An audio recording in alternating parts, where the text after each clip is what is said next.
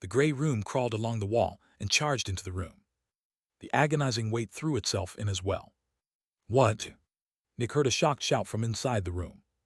Nick turned into black smoke and merged with the smoke already filling the room. For the first time in a while, Nick's ability activated again. As he slithered across the walls, he heard things crashing. Ding! Nick's eyes narrowed when he saw a green flash. In an instant, Nick turned corporeal and lunged forward with all his power. Bang! Nick's metallic nails hit John Keyweather's green barrier, and another green flash appeared. Meanwhile, a middle-aged man with black hair stared in terror at the black figure that had just appeared before him. He had just lost over 40% of his Zephyx with that attack. The black figure was terrifying, like some servant of death itself, its nails frightening and powerful. Was this a Specter? Shing! A white shield manifested on John's left arm, and he swung it at the black figure with all his power. But just before he struck, the figure dissolved like smoke. Ding! John's barrier activated again, and he saw the gray room attacking it from above. How the fuck did those two break out? What is that third Specter? John thought in frustration, rage, and terror. John jumped aside and used his shield to slap the gray room away. The gray room was one of their most important Specters, and even though it was attacking him, he didn't want to kill it. Then John saw a hand clawing at his barrier, which activated again. Bang! John kicked the agonizing weight aside. Boom! The black figure appeared again, its nails tearing brutally at his barrier. John's face turned white as he felt himself running low on Zephyx. I have to flee. John attacked the figure with his spear, but it just vanished again. Then he turned and punched the wall. Boom! The wall exploded, and the hallway was covered with pieces of metal and steel. Then John ran out. He left the smoke cloud and saw the agonizing weight and the gray room running down the hallway ahead of him. They're running away, John thought in shock. Why were they running away? Bang! John's green barrier appeared again, but the next moment it broke into pieces under his shocked gaze. He couldn't see it, but a black figure was now behind him, having slipped free of the smoke cloud. The black figure's nails stretched towards John's head. And then they engulfed it. Crunch! The nails dug into John's eyes, crushing them. Then the nails rammed into his brain and thrashed around. The nails tore the socket apart, then buried into John's head with one final blow. John was dead. The CEO of the Spartans had died. At that moment, two people ran out of an office nearby. They were the two other founding members of the Spartans, and what they saw terrified them to the core. A completely black figure with terrifying nails crouched over their friend. The figure's head turned toward them, and for an instant, time seemed to stand still as the two sides stared at each other. Crunch! Then the black figure yanked the corpse back into the black cloud. John, Callum shouted as he and his friend charged into the cloud of smoke. Callum quickly found John's corpse inside the black cloud. Since John's head had faced the ground earlier, Callum hadn't seen the true extent of the damage. When Callum saw the ravaged head of his friend, he felt like the world was ending. This was his friend. They had been best friends for decades. The next moment, a deafening alarm echoed through the building. The third founder had activated the alarm as he searched through the black cloud for the black figure. More people came out of the rooms nearby. Then a second alarm joined the first. When Callum and his friend heard that alarm, their eyes widened in horror. No. This was the alarm for the containment unit suppressing the Crimson Sea. It was malfunctioning. Moments later, the walls of the containment unit began to bleed, and the blood rapidly covered the floor around it. People in the hallways watched in shock as a wave of blood gathered before thundering toward them. Everyone started to flee in horror, but the wave still caught many of them. As soon as they were touched by the wave, they started to smoke. This was acid. Normal people dissolved within 10 seconds, the others took much longer. The Peak Johns managed to run away from the water, but the newbies weren't as lucky. More and more red water filled the hallways. Boom! Eventually, the building's two entrances exploded outward, unable to resist the pressure of the red water. In the inner and outer cities, the bystanders looked with shock at the entrances. Then they too were engulfed by the red water. There was more and more red water. It just didn't stop. The guards quickly noticed and rang the city's emergency alert. Meanwhile, a black figure thundered through a door and closed it behind him. "No corpses?" the rat asked, but before it could finish, Nick had already jumped through the hole. The rat raised an eyebrow, but a moment later, the door broke down, and a wave of red acid covered the room. "Oh fuck," the rat said before it was engulfed by the acid. The rat died almost immediately, and the red water entered the hole, flowing into the sewers. Chapter 286, The Big Barrier. Whoom! A huge barrier appeared inside the inner city. Surprisingly, it only surrounded the Spartans' building.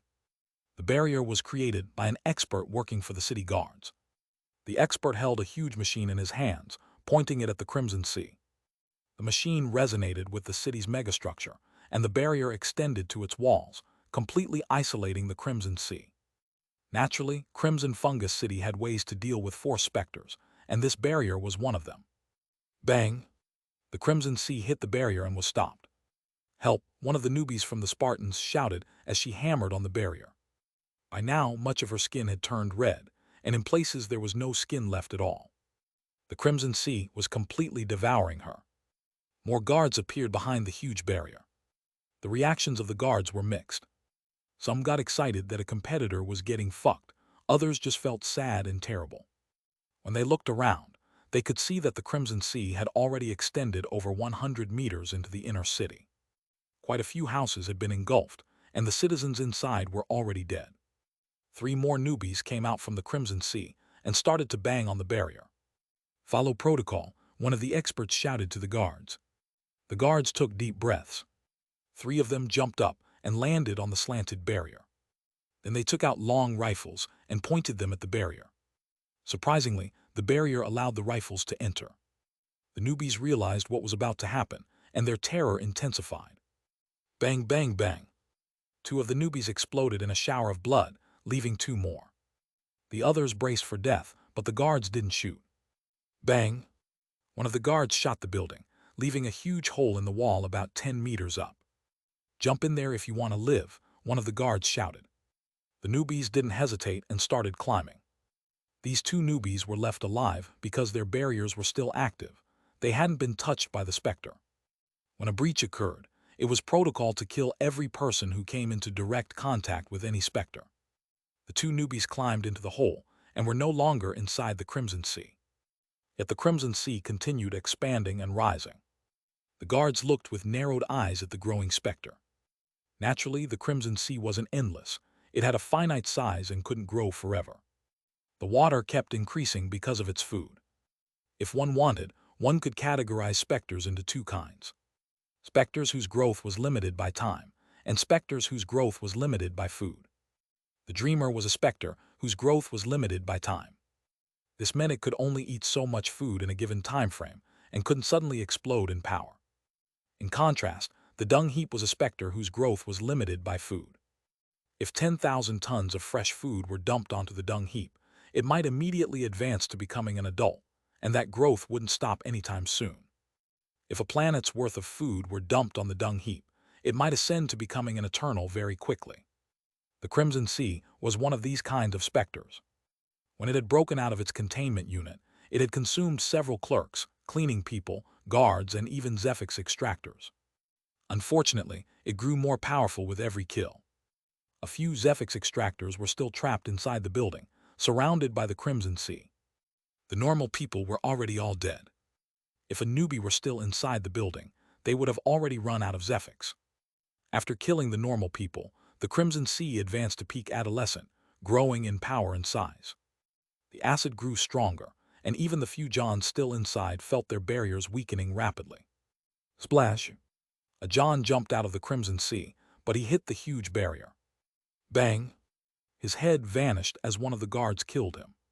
His barrier had already been deactivated. Killing him ensured the Crimson Sea gained nothing from the kill. The newbies high on the wall watched in horror as the Crimson Sea crept closer. Suddenly, some red mist started to rise from the Crimson Sea. The newbies looked with shock at the red mist. What was happening now?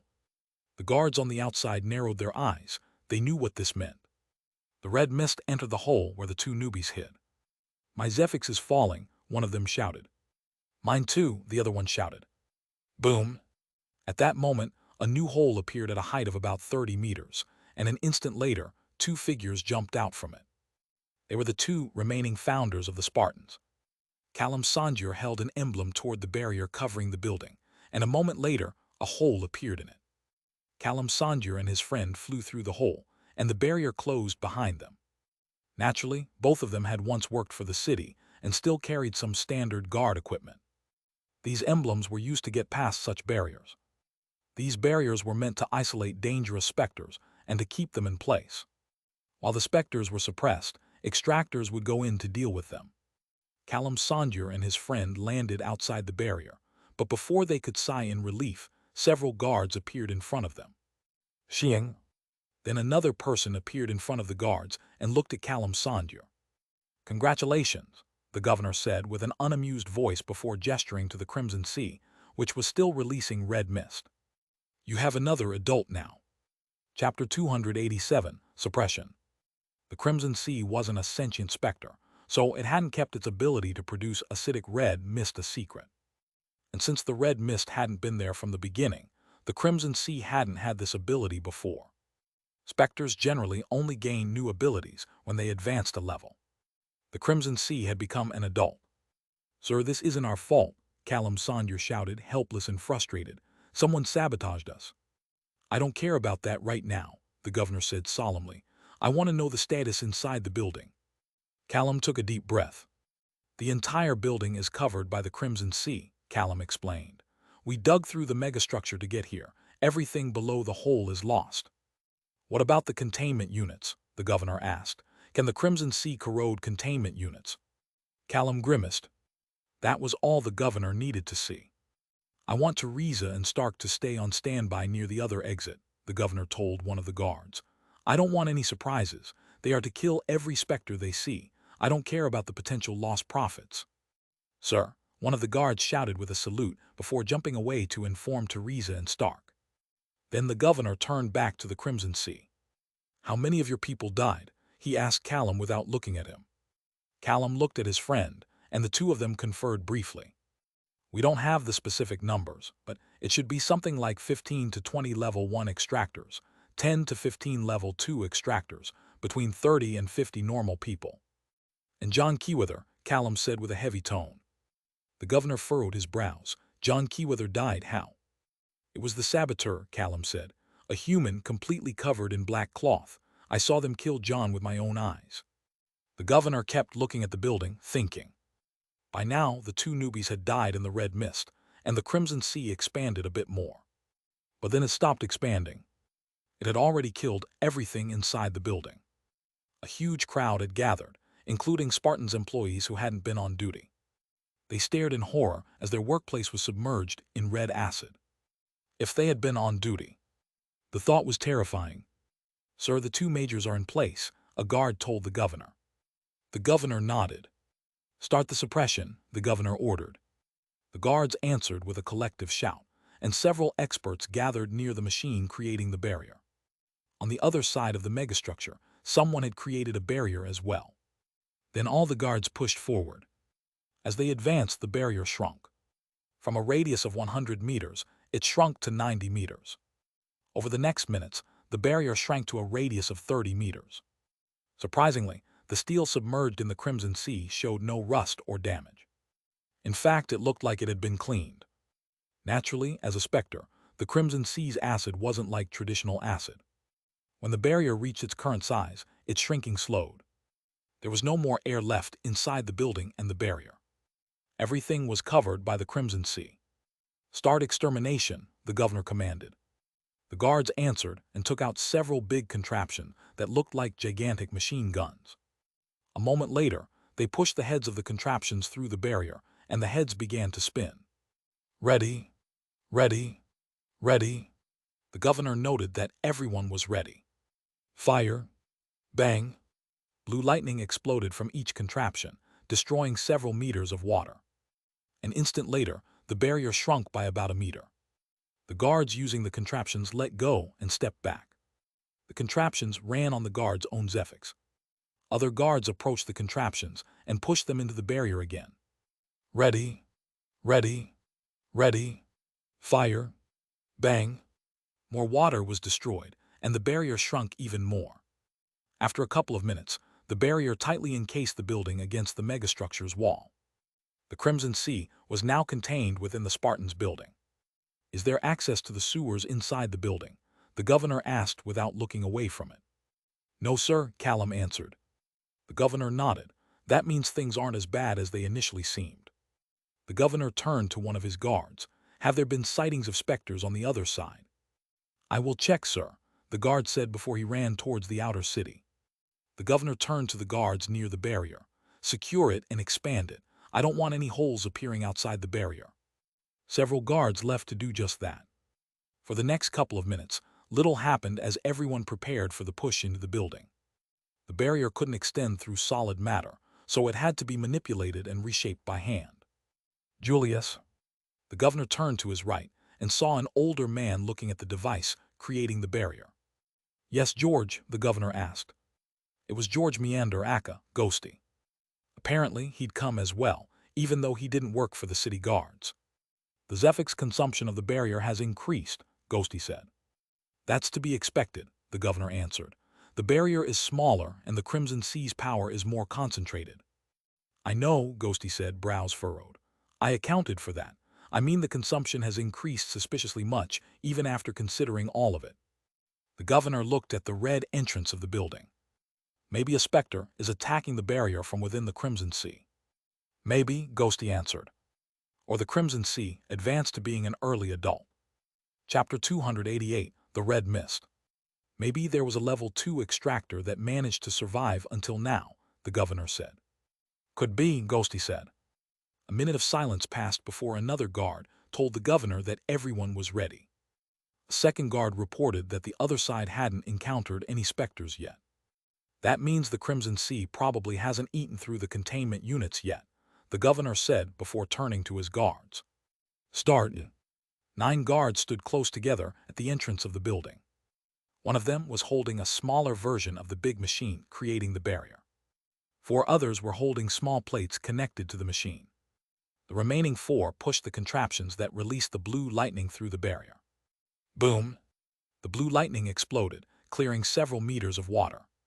Simultaneously, the other 5 people jumped forward. The barrier morphed, changing shape. It adhered to the walls on the inside of the building before expanding again. The guards had created a bubble inside the building that was about 2 meters in diameter. Boom! More blue lightning, and the bubble expanded to the side.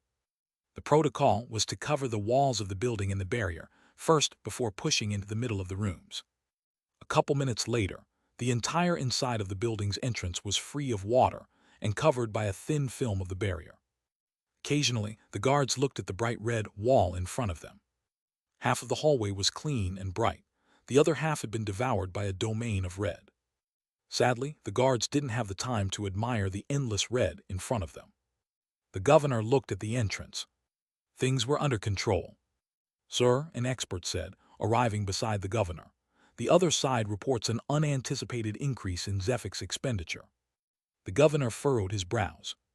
"Not only their side," Ghosty said before the governor could say anything. The governor looked at Ghosty. "Ours as well." Ghosty nodded as he fidgeted with a couple of devices. Earlier, the Zephyx expenditure was twice as high as expected. Now, it's almost 3 times as high, Ghosty said. "Either something is malfunctioning, more Specters are attacking the barrier, or the Crimson Sea advanced to become a mid-adult," Ghosty explained.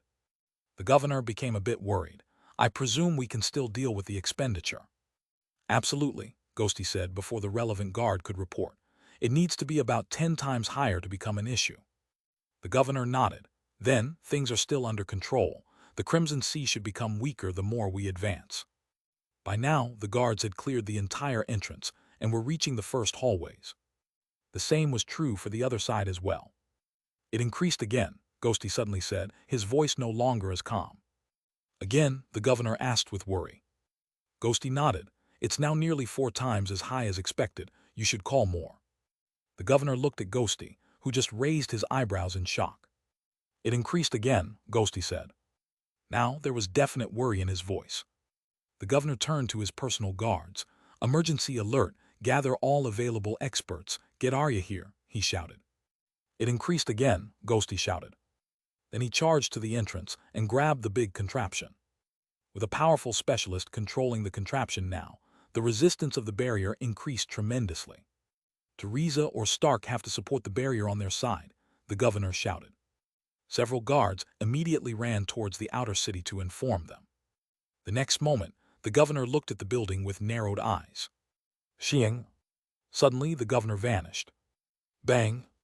A huge amount of red water was vaporized, as an intense explosion of fire appeared inside the building. Ghosty, carrying the contraption, ran into the building, the barrier stretching with his movements. They had to get rid of the Crimson Sea. Hadiyahasa. Silence. Ghosty, the governor, the guard, and the onlookers watched in stunned silence. It changed. Suddenly, the red wall was no longer just red. Now, there were hundreds of laughing faces in it. The faces moved across the red domain, laughing the entire time. The next moment, bloody hands formed in the red domain, clawing at the barrier. It became an elder, Ghosty shouted in shock. Impossible, Callum shouted from behind him. There are no more people in there. The only things in there are our specters. At that moment, Ghosty's eyes widened in realization. Specters, specters, he shouted. He turned to Callum. Have you ever tried feeding a specter to it? Callum blinked in shock. No, of course not. Many things were going through Ghosty's mind. He had a hypothesis that every way a specter gained power was tied to human suffering. In his hypothesis, specters were the manifestation of human suffering. Yet they also represented prosperity, since manufacturers could suppress them and grow more powerful because of it. So, could killing specters also be considered a form of causing suffering to humanity, Ghosty thought. The Crimson Sea's advance in power. The fact that only specters were left in the building. The fact that no specter had tried to escape through the entrances. It can gain power by consuming specters, Ghosty shouted at the governor. It consumed all the specters in the building, which is how it became so powerful. The governor narrowed his eyes. At least that meant the Crimson Sea was done growing for now. The governor continued suppressing the Crimson Sea, but then something shocking happened. The Crimson Sea was vanishing. The ceiling of the hallways was revealed as the water level lowered.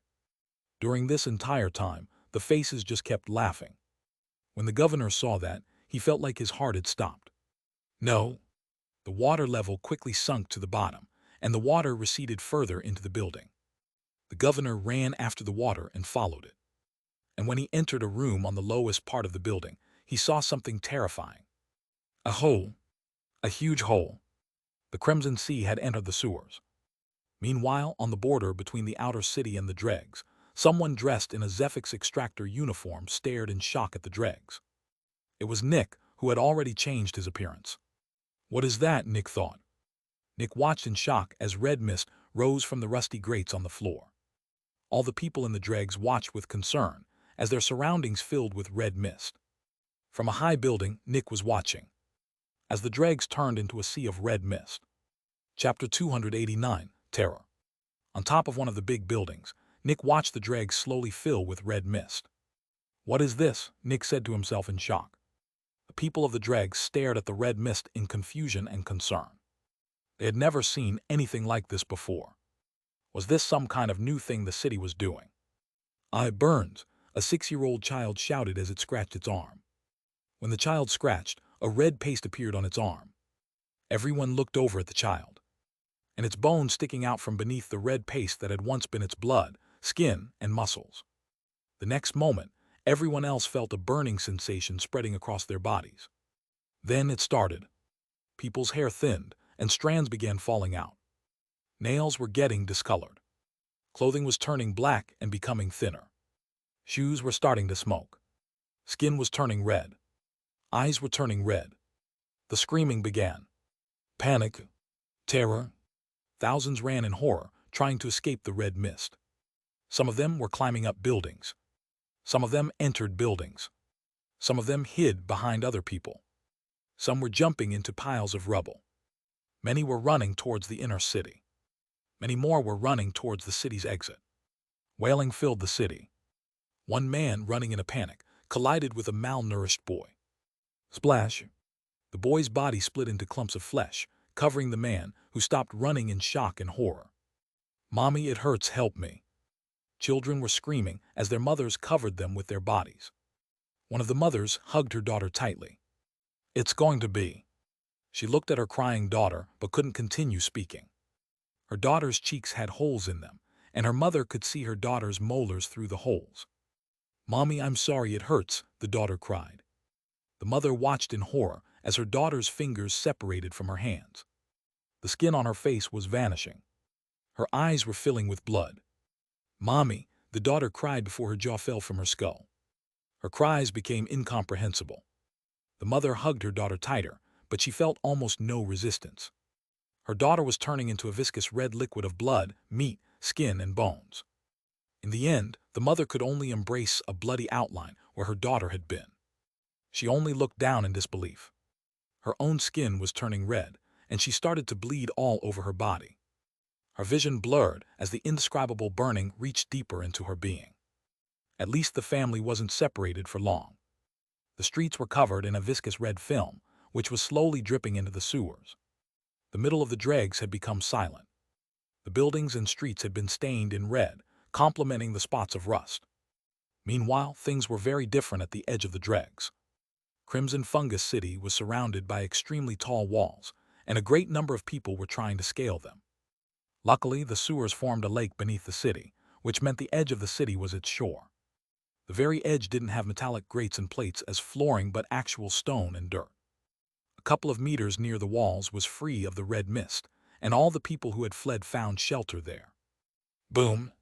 The sound of a humongous explosion thundered through the city, but the people near the walls didn't care. Many tried to climb the walls, but it was impossible. The walls were made of extremely smooth steel, and there was no way to climb them. They were trapped like insects in a glass jar.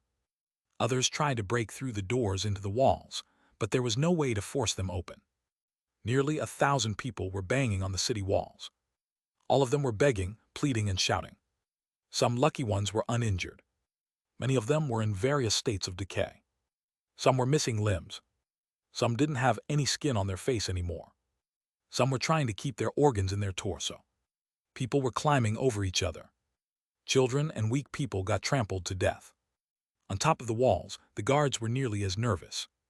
What were they supposed to do? They were not allowed to open the doors. But the people were dying. Was it safe for the guards? Many of the guards had already jumped over the wall into the outside world. Some guards tried to reason with the crowd, trying to calm them down. One guard even opened one of the doors for the people. Sadly, only about 10% of people could enter through that door. The others couldn't reach it because of the red mist. Boom! The distant sounds of powerful explosions continued. Crack! The people at the edges of the walls heard metal straining and creaking under stress. And then many of the buildings began to shake. Bang, bang, bang! The buildings broke apart and the streets collapsed. The people watched as the place they had called home collapsed into the sewers. Surprisingly, the debris fell for over 50 meters before touching anything. Had the sewers always been this far away from the city? Before anyone could think about this, they were confronted with an image that could only be called hell. A swirling red mass. Over 50 meters lower than the ground was a swirling mass of liquid red faces. They were smiling. They were laughing. Arms over 20 meters long stretched out from the swirling red mass, trying to claw at the survivors. Thousands of arms. Millions of faces. The red mass of faces illuminated the darkness of the sewers. Viscous red liquid fell from the parts of the floor that still held. The people wouldn't forget this image for their entire lives, however short they might be. Chapter 290, The True City. A mass of people shouted in fear as the floor quaked beneath them. While one part of the dregs had fled to the walls, the other part had fled towards the outer city. The red mist came through the grates and holes in the ground, but the outer city barely had any holes. The only holes were the toilets, and not much red mist could get through there. On the edge between the dregs and the outer city, a wall of red mist rose upward. From time to time, red faces appeared in the mist, but nowhere near as numerous as those in the Crimson Sea itself. Boom! The floor shook again, and the people ran closer to the inner city. The Crimson Sea exploded upward, its liquid splashing against the floor of the inner city. The governor was surrounded by a halo of fire. his spear rotating rapidly and leaving a trail of flame. The liquid that was about to hit the floor of the outer city was burned away, as a humongous beam of light swept past it. Above the governor was Arya Light, the chief Zephyx Extractor of Blitz, her entire body shining like the sun. Her eyes were completely white as she waved a wide, flat sword from side to side. The sword almost looked like a white fan. Whenever she moved her sword from side to side, a domain of white light extended into the distance, turning the red liquid into red steam. There were 3 more people flying through the air below the city. One of them was protecting the enormous shining pillar that supported the megastructure. The other 2 were getting rid of the majority of hands and red mist. All 5 heroes of the city were working together to protect it. The governor pulled his spear back and threw it towards the endless Red Sea. Boom!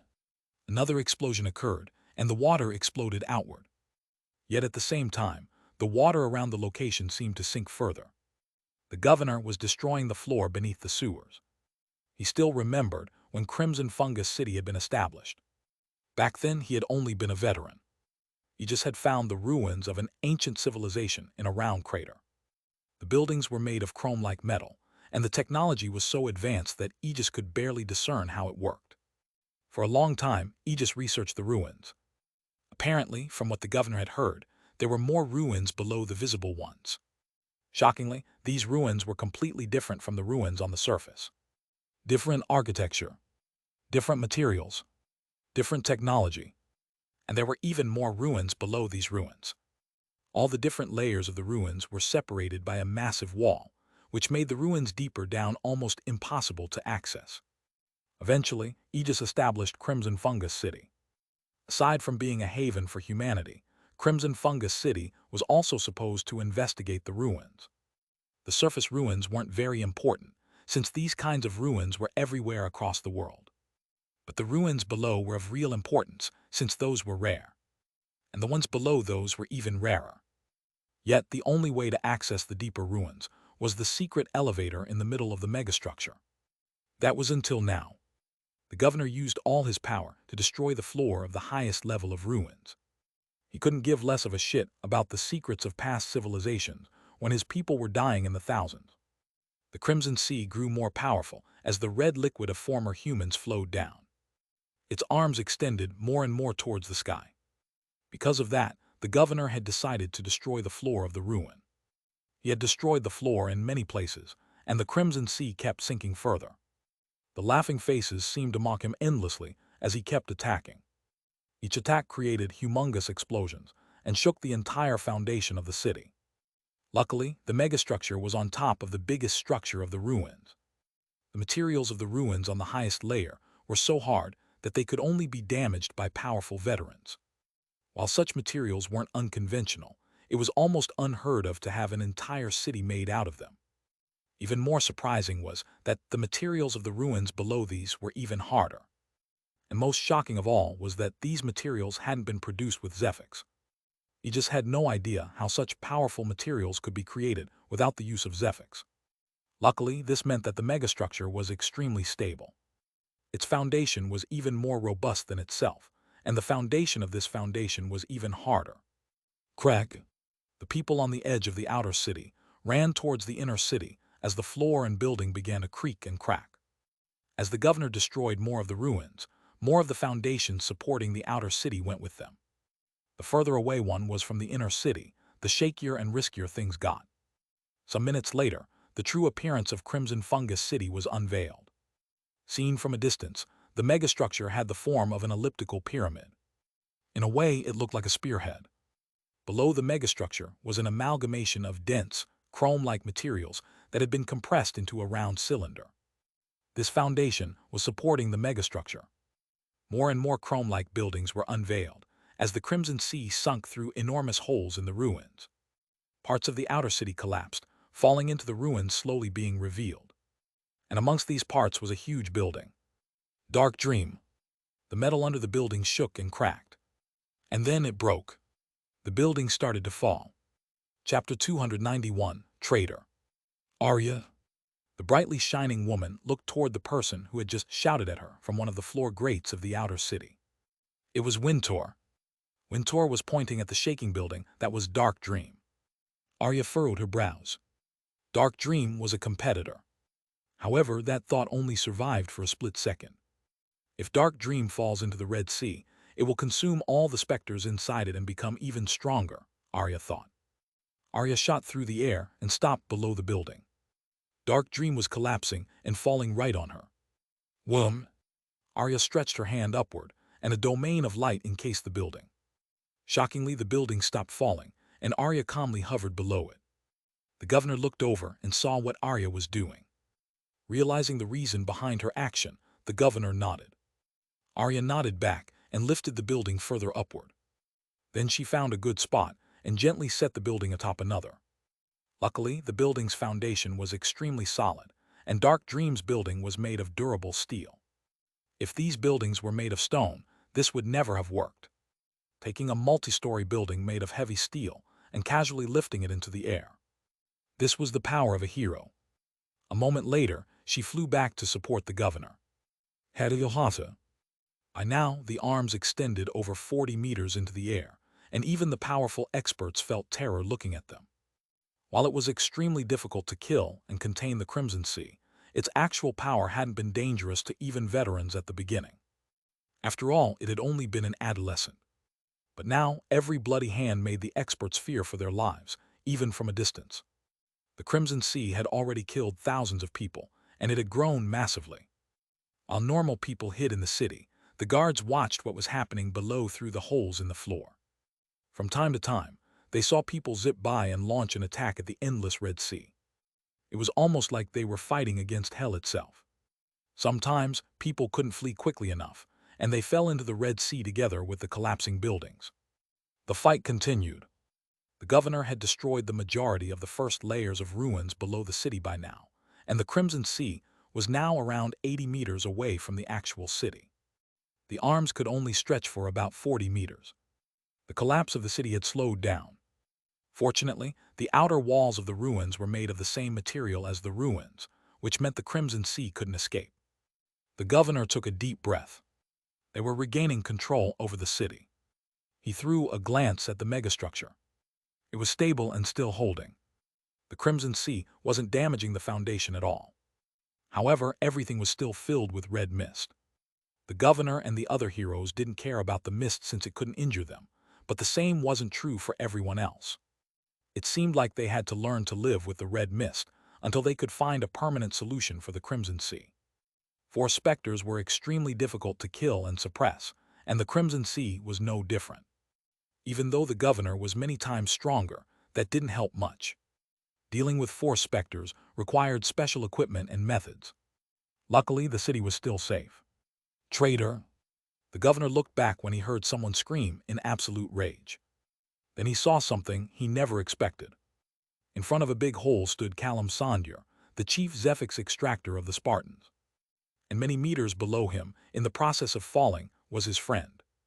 It was a man with red hair who was carrying a spear on his back. John Keyweather, Callum Sondur, and this man had been the three founders of the Spartans. But now, Callum was looking at the falling person with eyes filled with hatred, desperation, and rage.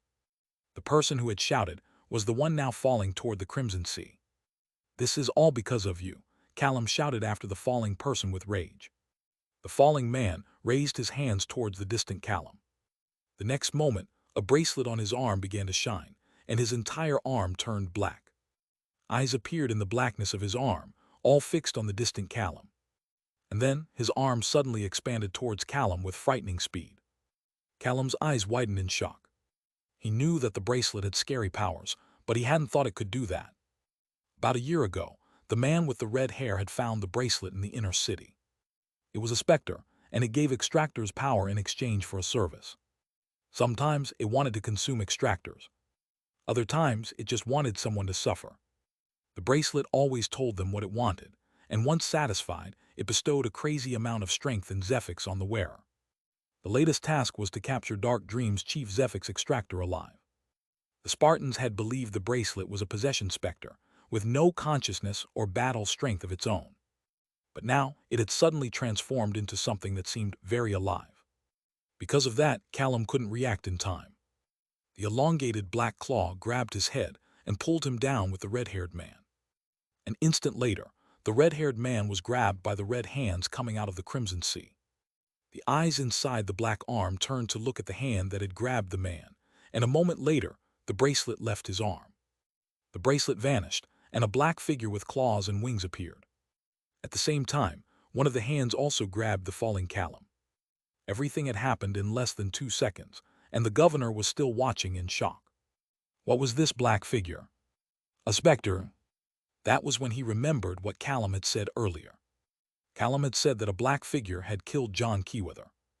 Was this the one? Was this black specter the one that had released the Crimson Sea? Chapter 292, Crimson. The black figure flapped its wings and jumped away from the red hands. It clearly didn't want to get close to any of them. The governor put his spear to the side. He would capture the specter alive and interrogate it. Crack. Time seemed to stand still. Everyone watched in shock as one of the red hands exploded forward to grab the black specter. The governor immediately took out his spear again and struck forward. Whoom! The thousands of red hands were severed, including the one that held the black specter. But then the red hands turned into red liquid. The red liquid encompassed the red-haired man, Callum, and the black specter. And they dissolved. Hadayahata. The laughter of the Crimson Sea seemed to become louder and brighter. Hadayahata. And even louder. Hadayahata. And then it suddenly stopped. Silence. A moment later, all the hands seemed to collapse and fall into the sea. The faces in the Crimson Sea vanished. The Crimson Sea stopped moving. Right now, it just looked like a smooth sheet of red metal below the city. A moment of silence passed, and then everything below the city seemed to turn red. Eyes.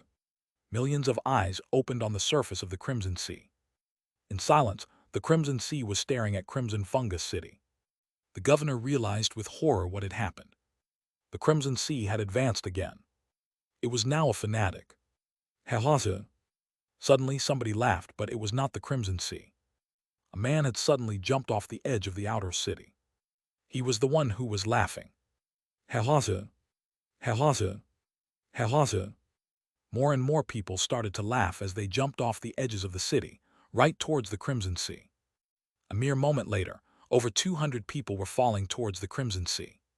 Catch them, the governor shouted. The governor and the other heroes quickly grabbed as many people as they could, but there was a limit to how many they could hold. On top of that, they couldn't accelerate or decelerate quickly, since the G-forces would kill the people. In the end, the majority of people landed in the Crimson Sea. Every person perfectly landed in the middle of one of the eyes. It has the ability to control minds now. Do not look into the eyes, Arya Light shouted at the people of the city. Everyone who thought about looking at the Crimson Sea immediately recoiled in horror. They didn't dare to look at what was going on beneath them anymore. Suddenly, the millions of eyes gathered together into 100 huge eyes, every eye nearly 100 meters wide. Luckily, none of the normal people were watching anymore, and the power of the Crimson Sea didn't seem to work without eye contact. Hahasa. The governor felt the hair on his neck stand up as he heard laughter from close by. Then he watched 4 experts jumping towards the Crimson Sea. For a moment, the governor couldn't believe what he was seeing.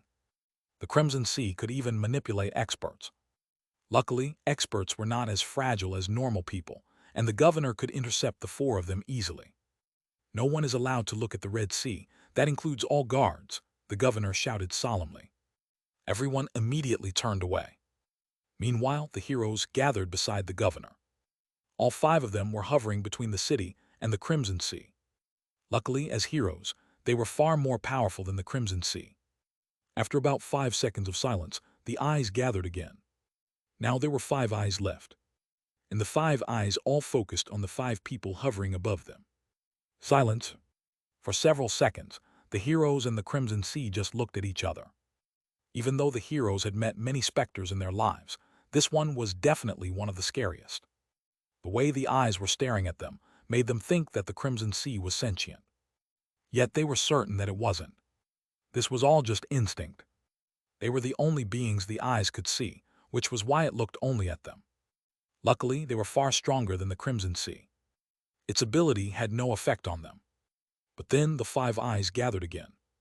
And in the end, only one enormous eye was left. The eye covered almost the entire Crimson Sea, and the pupil almost perfectly encompassed the round shape of Crimson Fungus City's foundation. When looking at everything from above, one would see Crimson Fungus City stabbing out of the middle of the humongous eye. Silence. The arms and the laughing faces had vanished, but the red mist was still coming out of the Crimson Sea. The red mist was slowly rising from around the city. From far away, it looked like a wavy pillar of red. From inside the city, it looked like a wall of red smoke. The entire Dregs had collapsed. Over half of the outer city had collapsed. Only about a kilometer of outer city stretched out from around the inner city before breaking off into a domain of red smoke. The domain of red smoke was almost 2 kilometers wide and encompassed the domain outside the new outer city. For now, nobody could access the outer world from the city and vice versa. The singular eye stared up at the city in silence, unmoving. The sewers were gone. The underground was gone. Instead of black water in a dark and disgusting place, there was now a silent and motionless red eye. The underside of the city was illuminated in an ominous crimson glow. Looking below the floor was forbidden now. Anyone who dared to poke a hole into the ground to look would die.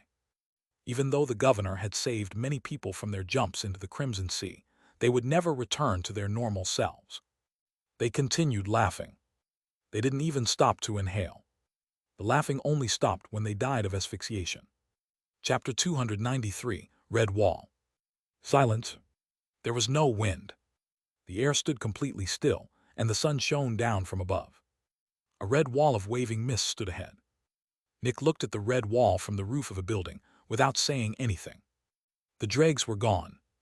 The dregs had been consumed by the red mist before they collapsed into the abyss below the city. So many people had died. When the red mist appeared, Nick had watched in horror as the people of the dregs were killed. Thousands of people had died. After a while, Nick had to go further toward the inner city since even parts of the outer city were collapsing. Even though everything around him had been collapsing, he'd never felt truly in danger. After all, he could just jump from building to building. Normal people didn't have that luxury. A random piece of metal that got disconnected from another piece of metal had enough power to break bones. While Nick wasn't in danger, the normal people were fighting for their lives. At least the worst had passed. For the past 20 minutes, nothing crazy had happened. The people were slowly recovering and trying to deal with their new situation. About 800 people from the dregs had arrived in the outer city. Nick didn't know if the people who had fled to the city walls survived. Guards were patrolling the current outer city, making sure nobody caused trouble. Crimson Fungus City had changed drastically. People could move, but houses couldn't. All the metal of the dregs and even a big chunk of the outer city had collapsed, which added up to about 60% of the entire area outside the inner city. Yet, over 80% of people had survived. While metal had been extremely cheap and houses had been abundant in the past, these things were now rare and valuable. Almost all the houses in the outer city were already occupied. Together with the displaced people from the collapsed outer city, there were now around 2,000 people without a home.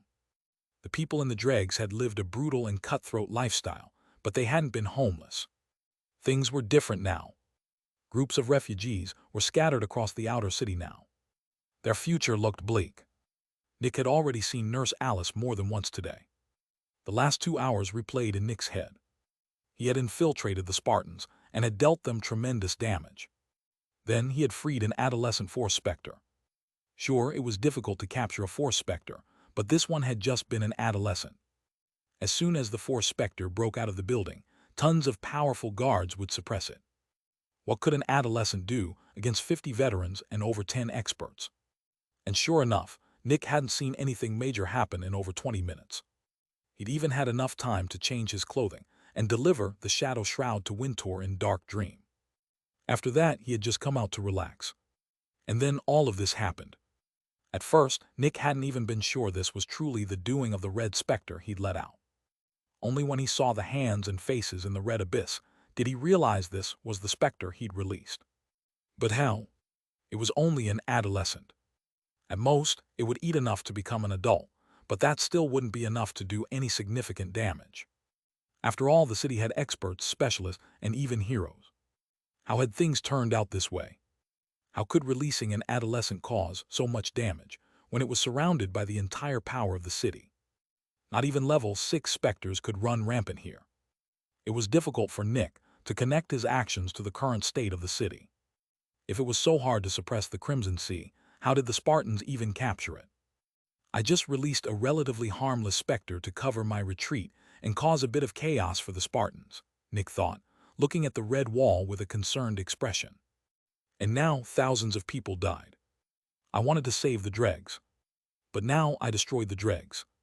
Nick just kept looking at the red wall. If the Dregs were still there, he would be looking at them right now. Everything was gone. Boss, finally. Nick didn't turn to look at Jenny, who had just landed on the roof behind him. Jenny looked at Nick with a mix of frustration, anger, and panic. What are you doing here? Dark Dream is in chaos. We need you. When Nick heard that, he furrowed his brows in worry.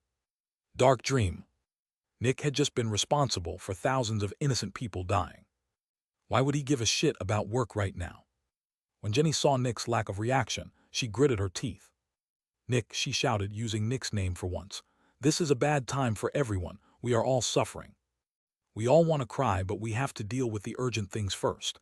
Everyone else is doing their best to fix Dark Dream. As our boss, you have to set an example and help too, Jenny shouted. She was angry that Nick had gone unresponsive during a crisis. She always believed Nick to be reliable and responsible during a crisis. But apparently he wasn't. Instead of helping like everyone else, he was just looking at the destroyed city. She was disappointed in Nick. Nick took a shaky breath. Then he shook his head and stood up. Sorry, he said in a distracted tone. What do you need? Come, I'll show you where our office is now, Jenny said. Nick didn't even ask what she meant. His mind was occupied with other things. Mr. Melfian is currently talking with the other manufacturers and the city. I'm busy dealing with our remaining extractors, and we need somebody to lead us until Mr. Melfian is back. Nick followed Jenny, his mind distracted. Where's Trevor? Nick asked absent-mindedly. He jumped. Chapter 294, Assessing. That's bad, Nick said absent-mindedly. Jenny narrowed her eyes in rage and turned to look at Nick. Do you know what I mean? She asked. Yes, Nick said as he looked back with a neutral expression. He jumped into the red Specter and died right. Jenny's eyes filled with fury, but instead of saying anything, she stayed quiet and continued toward Dark Dream's new location. Jenny had known Nick for over 4 years now, and she had always believed him to be reliable, dependable, nice, and empathetic. Yet people only showed their true selves when they were in desperation. A loving mother might hold her child in front of her when a threat appeared. A strong man might run away and leave his family behind. A strict mother might protect her child with her own body. A weak man might fight a seemingly immortal foe to buy time for his friends and family. And Nick, he was always nice, strong, and dependable, but as soon as things became terrible, he just wallowed in self-pity. And when one of his closest friends died, he gave a nonchalant response, as if he'd just been told about tomorrow's weather. Jenny had believed that Nick cared about them. But obviously he didn't.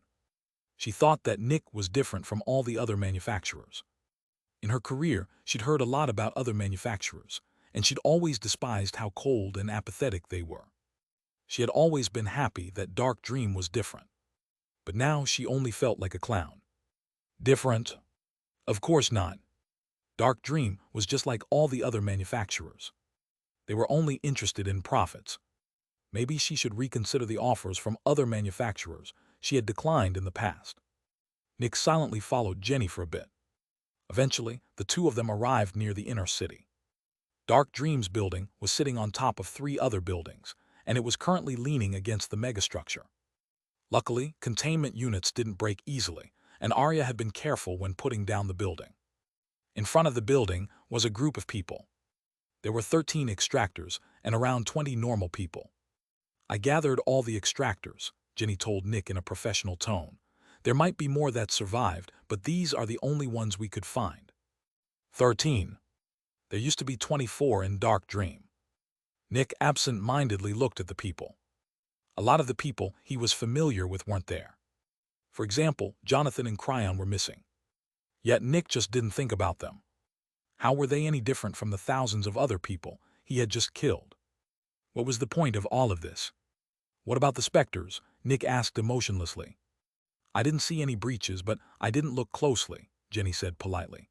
There are several Specters in the building that could kill me, and I thought it would be foolish to enter alone. Nick absent-mindedly nodded and jumped towards the entrance of the building. I'll check, he said. The employees watched Nick with worry as he entered the building. They were uncertain about their futures. Walking through the building wasn't easy since it was leaning against the megastructure, making the floor very uneven. When he entered the lobby, Nick saw a couple of blood splatters and a moment later, a corpse. It was one of the clerks. Her back was at an unnatural angle, and her body leaned on the wall. When the building had been falling, it had spun a bit. Most likely, the clerk had died during that. Nick looked at the body for a bit before going to the staircase and walking to the second floor. On the second floor, Nick immediately saw a huge hole in one of the containment units. However, he wasn't very worried. Nick walked over and climbed through the hole. The bottom of the containment unit was covered in rubble, but there was one thing that was different. Several white arms were trying to push the rubble away, but they weren't strong enough. This was the containment unit of the screaming coffin, and it was the least durable one in the building. Nick went to a room at the side of the floor and retrieved some rope and equipment. Then he jumped into the containment unit and freed the screaming coffin from the rubble. Of course, as soon as the screaming coffin was free, it tried to consume Nick. Nick tore off all its arms and wrapped it in rope. Finally, Nick put the screaming coffin on his back and carried it like a backpack. Next, Nick entered one of the other containment units and checked for holes. Luckily, there were none. The only thing he found was a pair of glasses lying in the corner of the containment unit, which was to be expected. The can's containment unit also didn't have any issues. The dung heap was quite upset and sloshing around, but there were also no holes there. After that, Nick went to the third floor. The floor was covered in blood. The distant wailing of a woman echoed throughout the floor. The next moment, a white silhouette slowly came around the corner. It was a bleeding woman, and she seemed quite upset. Nick walked towards her calmly. Did your home break? Nick asked. The bleeding lady just looked at the floor, still crying. Let me see, Nick said. Nick went to the bleeding lady's containment unit, and sure enough, a support beam had rammed through its walls. Oh, I see, Nick said. Then he walked to another one and pressed a couple of buttons on the console. This will be a bit loud. Don't worry, it's supposed to be this loud. Nick pressed a button, and the entire floor resounded with a loud alarm. The bleeding lady grew more agitated, but Nick just watched the containment unit slowly open. A bit later, the containment unit opened, and Nick pointed inside. Here you go. You can paint it red if you want, Nick said. The bleeding lady just shook a bit. And then she slowly walked into the new containment unit. A moment later, Nick closed the containment unit and resumed his tour. Chapter 295, Status. After the bleeding lady entered her new containment unit, Nick checked the next one. Everything seemed to be in order. The only thing in the containment unit was a distressed puppy.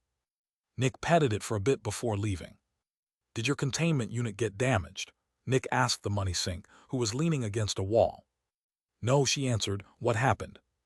An adolescent force specter broke out and destroyed the Dregs and about half of the outer city, Nick answered absent-mindedly.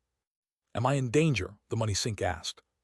No, everything has already calmed down again, Nick said. In fact, you're very safe in here. The outside has become much more dangerous for Specters now. There was a big announcement earlier. Apparently, everyone who looks at the new Specter will jump into it. They even said that it eats other Specters. The money sink furrowed her brows. A Specter that eats other Specters. I've never heard of something like that. It's a big red sea, Nick said. It replaced the sewers. Want to take a look? The money sink just looked at Nick with a neutral expression. Didn't you just say that taking a look would kill me? Yes, Nick said with a neutral voice. It's a joke, ha. The money sink just looked at Nick with an even expression. All right, bye, Nick said before exiting the containment unit. Nick walked up to the fourth floor and opened the door. Bang! Immediately, a red blur shot at Nick. Bang! But Nick just slapped it. The red blur hit the wall and landed on the ground. The blood hawk broke out, Nick thought, looking at the red hawk. In the distance, Nick could hear something heavy hitting the walls again and again. Nick walked over to the Blood Hawk, grabbed its throat and carried it with him. The Blood Hawk tried to break free, but it was helplessly inferior to Nick. After rounding a corner, Nick saw a hole in the Blood Horse's containment unit. The hole wasn't big enough for it to fit through, and it was doing its best to widen it. Sadly, even with the hole already there, the Blood Horse's power wasn't nearly enough to widen it. Nick entered the Blood Horse's containment unit and punched it once. Then Nick took a metallic cord from the equipment he'd gotten earlier and put it around the Blood Horse.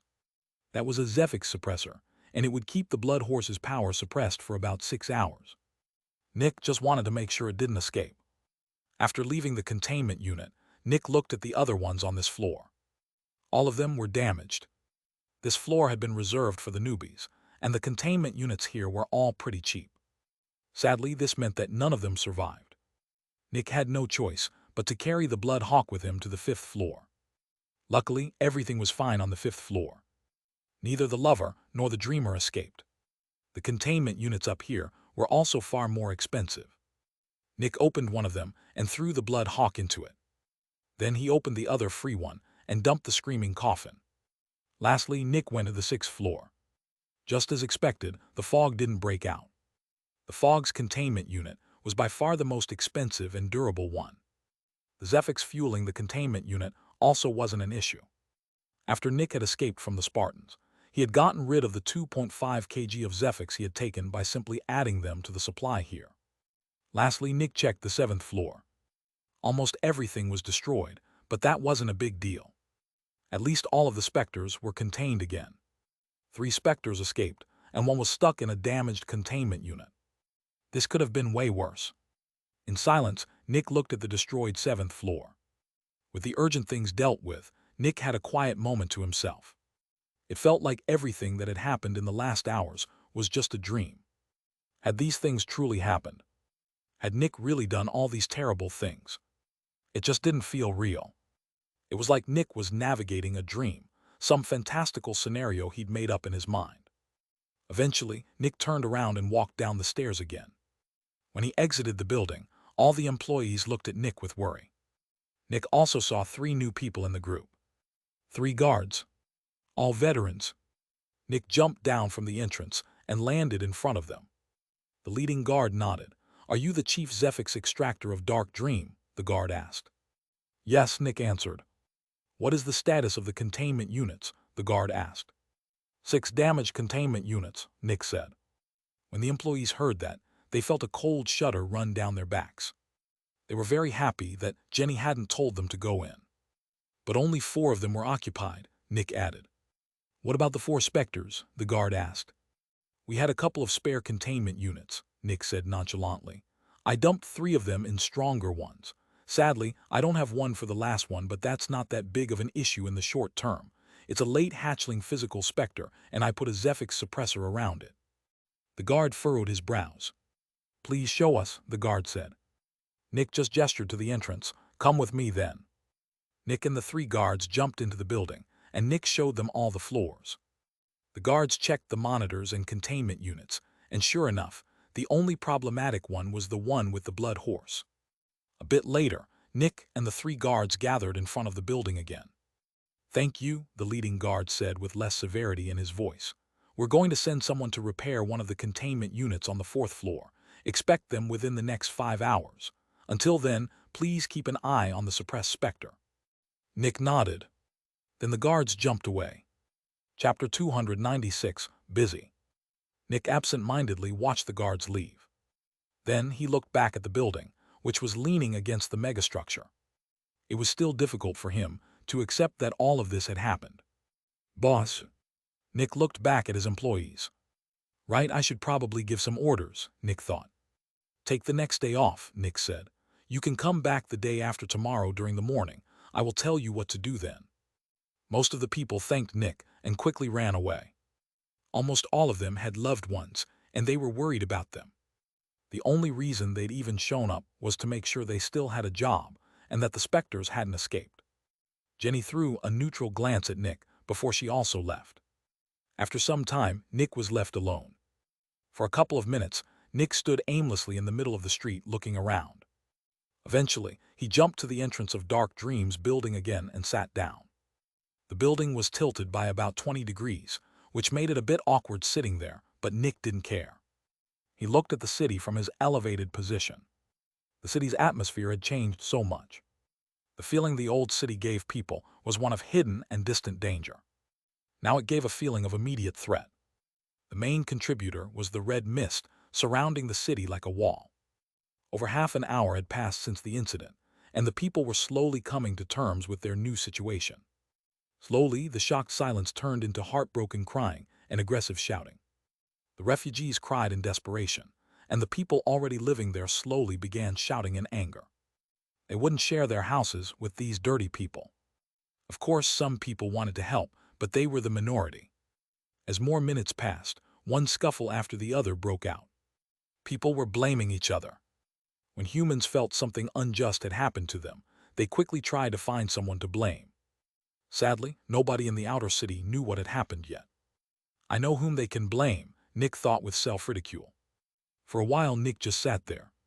Over the next hours, a couple of missing employees showed up, but Nick sent them away. Eventually, Nick felt like he needed something to do and decided to clean the inside of the building a bit. His first order of business was to feed the clerk's corpse to the screaming coffin. After that, Nick grabbed the biggest pieces of rubble and moved them out of the building. Of course, cleaning the entire building was way too big of a task, and he barely made any progress over several hours. By now, a huge pile of debris had gathered below the building's entrance, but the rubble inside felt endless. While Nick was cleaning the building, he constantly thought about the city, but it still didn't feel real. At some point, Nick saw a couple of people waiting in front of the entrance. They were the people sent to repair one of the containment units. Nick brought them in and showed them the fourth floor.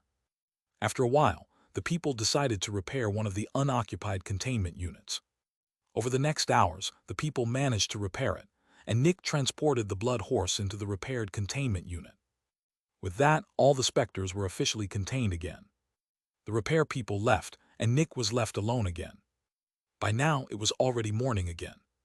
Nick was still cleaning the building. At 8 a.m., one of Wintour's people showed up to tell Nick that Wintour was still stuck in meetings. Apparently, he was talking to a huge number of people about many different things. Nick gave the man a rundown of what had happened in Dark Dream, and the guy left to tell Wintour. More hours passed, and Nick was still busy cleaning the building. He didn't drink, eat, or sleep. He was just cleaning the building absent-mindedly. At 12 p.m., one of Wintour's people showed up again with a message. "Sir says that he has done his best, but he couldn't get an exception for you," the man said. "Exception for what?" Nick asked. The man looked a bit surprised about that question. "The undercity work," the man said. "Sir didn't get an exception for you, but you only have to do it once compared to all the other Zephyx Extractors. Sir has already dealt with the matter of security for the company. When the guards come to take you, just follow their orders. You don't have to worry about Dark Dream. Sir also said that he will contact you personally when he finds the time. He also told me to tell you that you shouldn't do anything drastic, and that the only reason why he could talk with so many people in such a short time was that he trusts you with Dark Dream in his absence."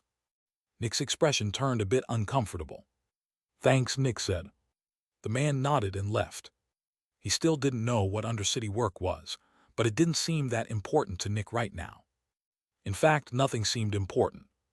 What was the point of doing any of these things when he might as well be dead soon? Whenever Nick thought about the fact that the state of the city was his fault, he felt a deep sense of foreboding. His heart was telling him that this was dangerous. It was like Nick was hiding from an extremely powerful Specter. Nick's heart was telling him that he would die if he confronted the Specter. In the same way, Nick felt like he would die if he confronted the things that had happened yesterday. Absent-mindedly, his mind went out to the foreign ball of Zephyx in his neck. The dangerous and explosive warmth of the foreign Zephyx calmed Nick down. If he just touched it. If he just moved it a bit. Chapter 297, Outsider. Nick, Chief Zephyx Extractor of Dark Dream. Two veterans working for the city arrived in front of Dark Dream and confronted Nick as he brought out yet another piece of rubble. "Yes, that's me," Nick said neutrally. One of the guards handed over a sheet of paper, and Nick read through it. It was a written order signed by the governor. Nick was ordered to contact the guards at the southern entrance of the inner city at 6 p.m. today. He was ordered to work one shift in the undercity. Nick looked at the clock and realized that it was already 5:30 p.m. "We will watch over the company in your absence," one of the guards said with annoyance. Obviously, he wasn't happy that he had to stand guard in front of Dark Dream for a couple of hours. Nick put the sheet of paper into one of his pockets and nodded. "Then, I will be going now."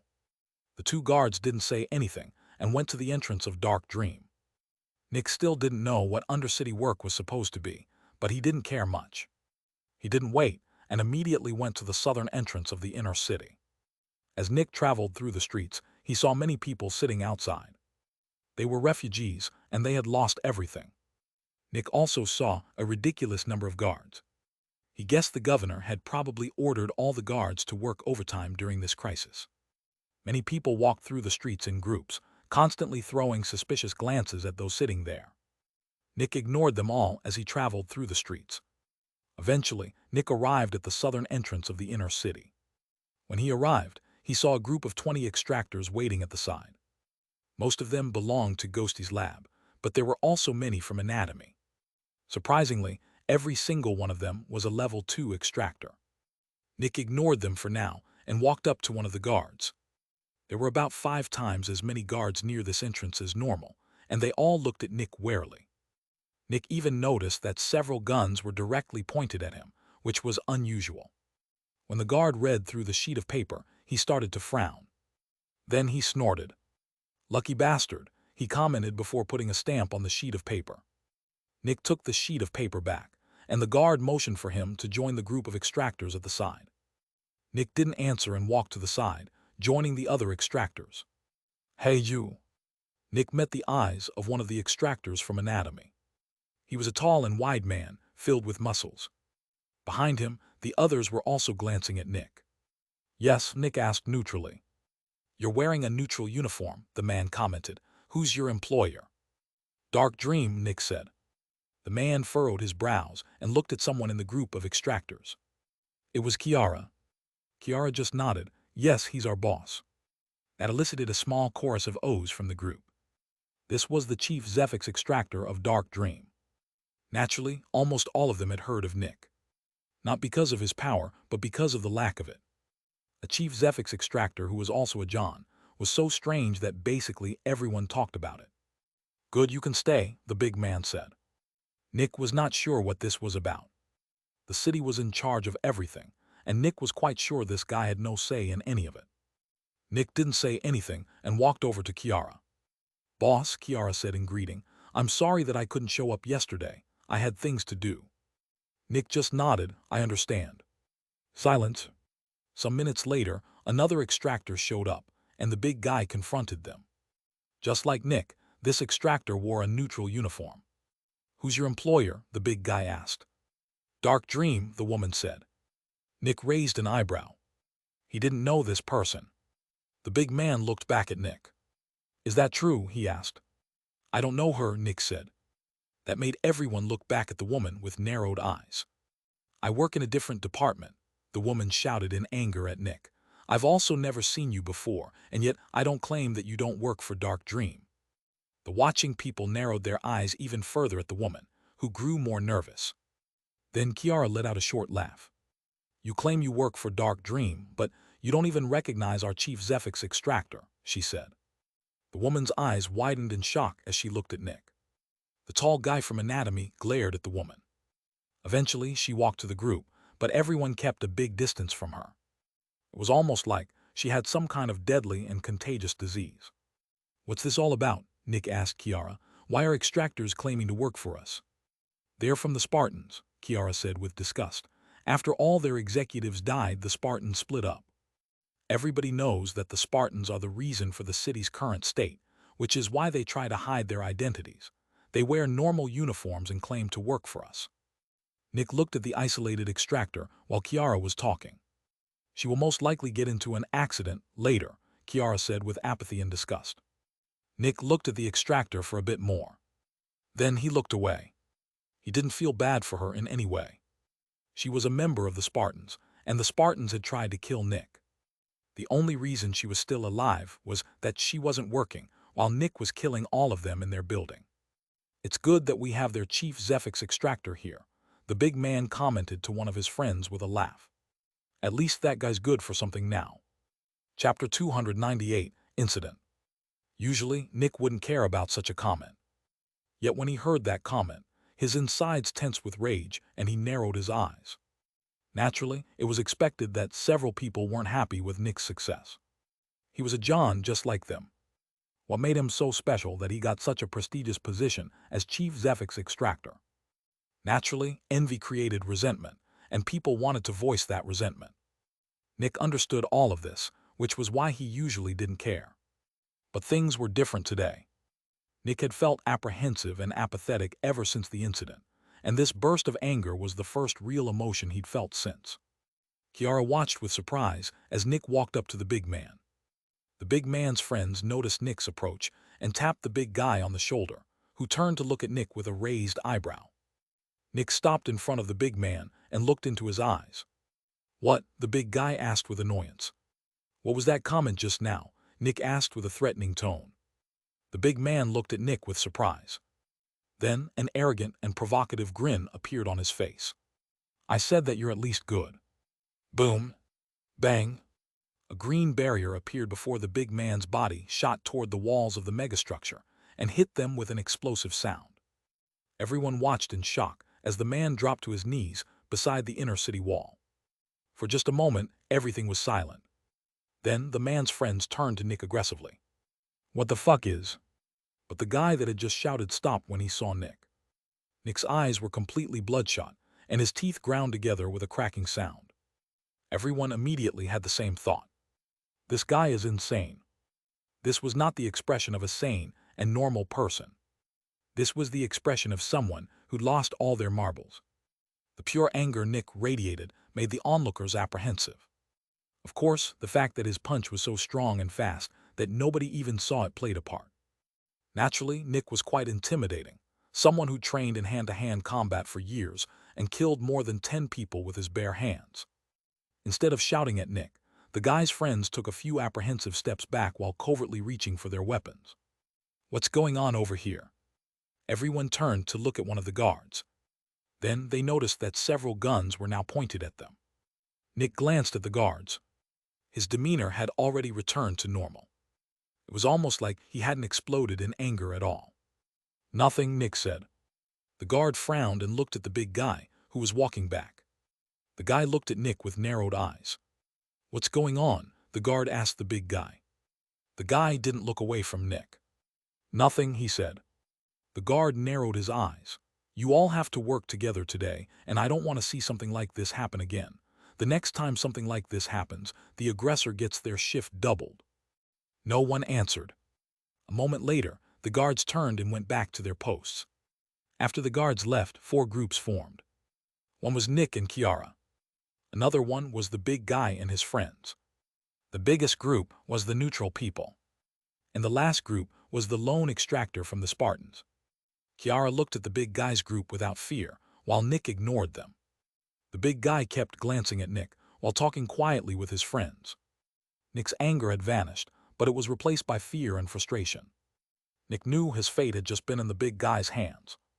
If the big guy had complained to the guards, this incident would blow up.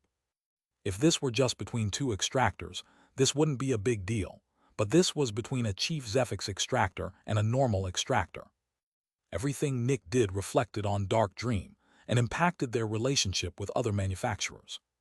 Sure, the guy had provoked Nick, but that didn't justify hitting him.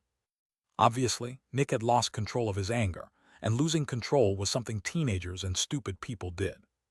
This was unbecoming of a Chief Zephyx Extractor, since it made Nick appear like a hormonal teenager. The fact that the big guy hadn't told the guards about this saved Nick's reputation, and maybe even his career. Nick wasn't sure why the guy hadn't blown the incident up. Pride? Did he feel like running to the guards was a cowardly move? Fear? The guy would obviously also get some punishment since he had provoked Nick. Malice? What if he wanted to kill Nick in secret? Nick didn't know. Whatever the reason, the guy hadn't blown the incident up. Since the incident hadn't been blown up, This was just seen as a short conflict between two men. They didn't want others to interfere, so the others wouldn't interfere. Some 10 minutes passed, and a couple more extractors appeared.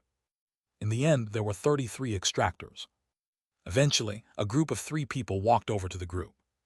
"Everyone pay attention, please," the leading man shouted. The extractors all looked at the man.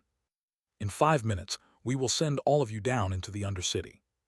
If you at any point look down, you will die. If you lose your hold, you will die. If you sabotage others, you will die." "Am I understood?" the guy said. No one answered. The leading guy gestured to one of the people beside him, who walked forward and handed out a couple of things. Every extractor received a huge sack, a heavy hammer, and a smaller sack. The small sack was filled with nails, and the big sack was filled with grips that could be nailed into walls.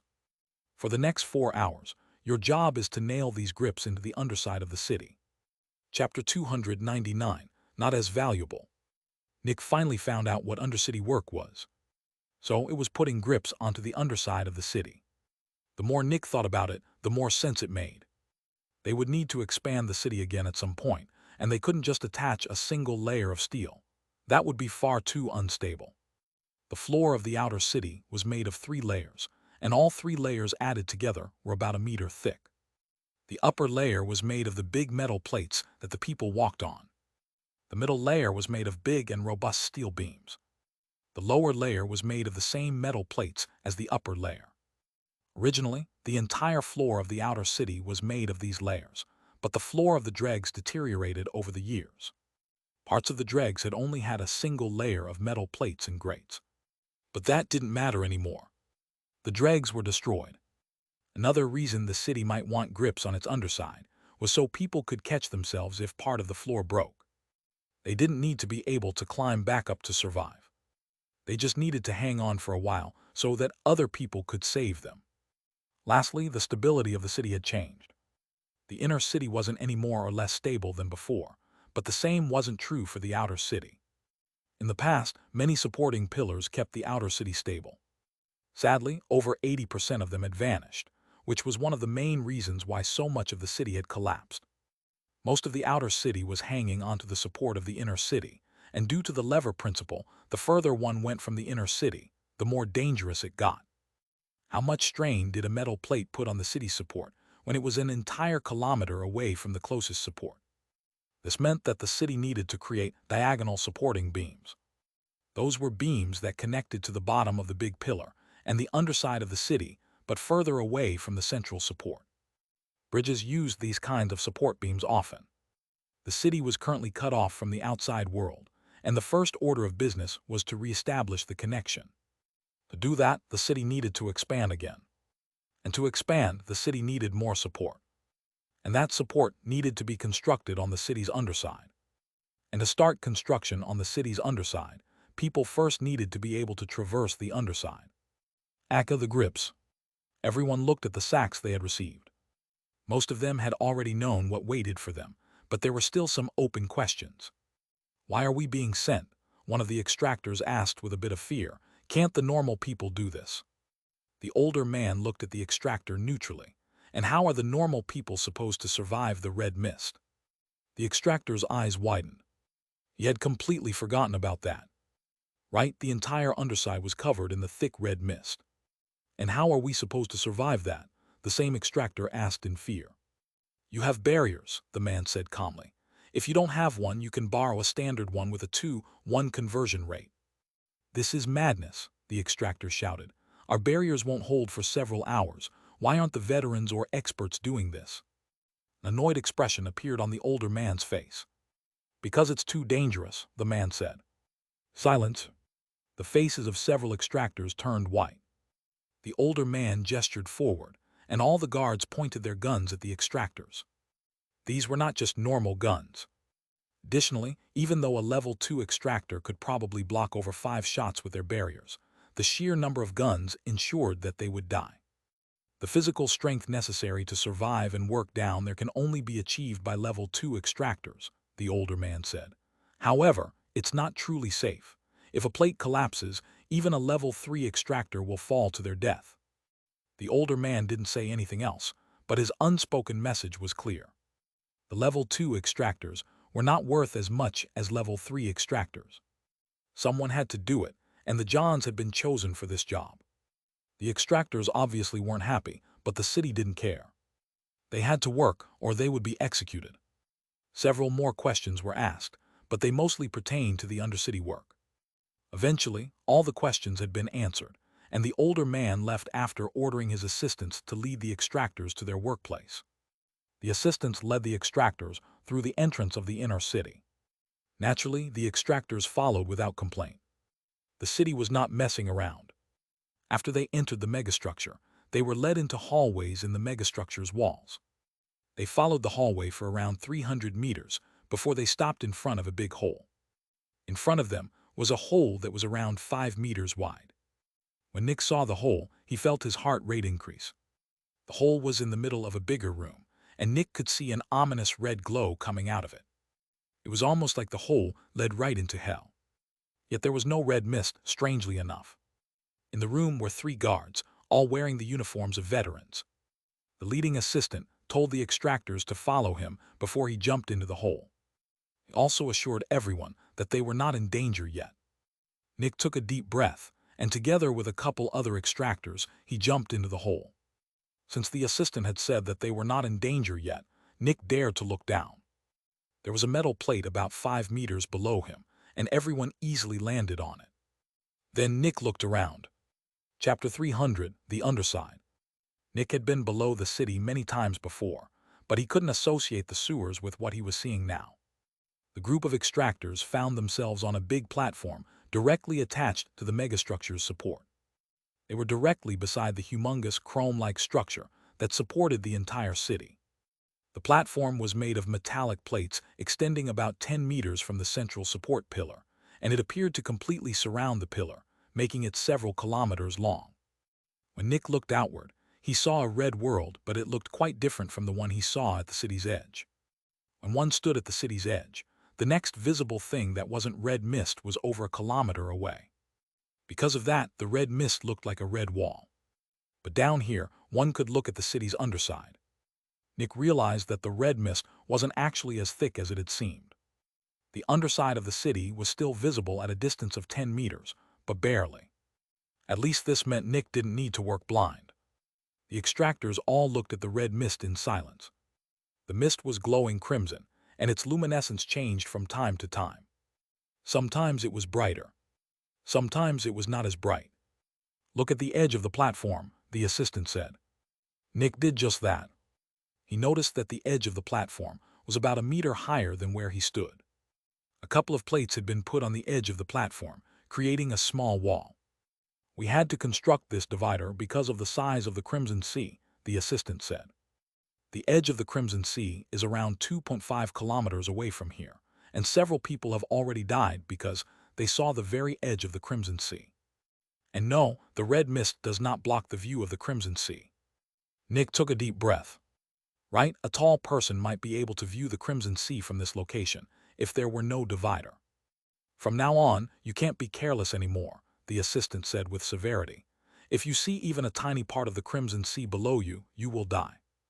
Don't even look forward since you might accidentally catch a glimpse of the Crimson Sea's edge. Keep your eyes locked onto the city's underside. We've already lost over 20 Level 2 Extractors to the Crimson Sea during construction. It would be for the best if you didn't join them," the assistant said. Naturally, the Extractors were quite nervous. Any glance downward, even by accident, would kill them. They were terrified. Anthony Hawkins, one of the Extractors, looked at the assistant in confusion at being called by name. "You start from here," the assistant said, pointing at a spot on the ceiling which already had 4 grips attached to it. The spot was about 2 meters away from a couple of grips leading into the red world. The 4 grips that were already attached were in a side-by-side position, creating 2 ladders that were offset. If one faced the ceiling while lying down, the first grip would be where one's left foot ended. The second one would be at the right knee. The third one would be at the left hip. The fourth one would be at the right chest. It was obvious that the Extractors were supposed to continue this pattern. The Extractor walked to the spot below the grips and gulped. "Don't start yet," the assistant said. "I will call the start and end of your shifts. After saying that, the assistant called out more names and pointed them toward more locations. Nick, the assistant said as he pointed at 4 grips. Nick walked over and stopped below his assigned spot. The assistant continued assigning spots. Hadohasa. The extractors turned to the side when they heard a distant laugh. This kind of laughter was very familiar to them. All of them still remembered the cacophony of laughter from yesterday. Each time someone laughed, someone died. If you were already working, you would all be dead, the assistant said. Nick's heart nearly stopped. Right. If he'd already been working, turning his head to the right might have put the Crimson Sea into the corner of his eye. Hadohasa. Hadohasa. Hadohasa. 3 more laughs came from the red world. Laughter rarely occurs alone, the assistant said evenly. Just like with you all, many people forget the danger, and when someone laughs, they turn to look in that direction. Whenever someone dies, between 1 and 4 others die as well. Silence. While the assistant continued assigning spots, Nick thought back to yesterday. It hadn't even been 24 hours since the incident. Nick remembered the red water that had come out of the containment unit's edges after he had grabbed the Zephyx containers. Sure, the red water had been dangerous, but it was nothing compared to the terror the Crimson Sea now instilled in people. How could something this weak turn into something this terrifying in such a short time? It just didn't feel real. All right, get ready to start, the assistant said. Nick shook his head to get rid of the memories of yesterday and looked upward. Then he jumped and grabbed 2 of the grips with his hands. Look at the grips and how they have been nailed into the metal, the assistant said. Nick did just that. Every grip had 4 huge nails going through them. Yet the nails were not straight. There was 1 nail in each corner, hammered in so it pointed diagonally outward. We expect you to do it the same way. If you hammer the nails straight into the wall, the grip isn't nearly as stable. Then the assistant looked at the time. 5:23 p.m. Your shift starts now. Chapter 301, Manual Labor. Nick took a deep breath and readied himself mentally. The world hadn't felt real for the past day, but right now, the danger to his life felt very real. All the things that happened yesterday and today vanished from Nick's mind, allowing him to focus on the task at hand. The hammer Nick had received was hanging from his tool belt, and the 2 sacks were hanging from his back. The first thing Nick did was take one of the grips out of the sack, which wasn't as easy as he'd thought. The sack was hanging quite low, and Nick couldn't reach it just by moving his arm backward.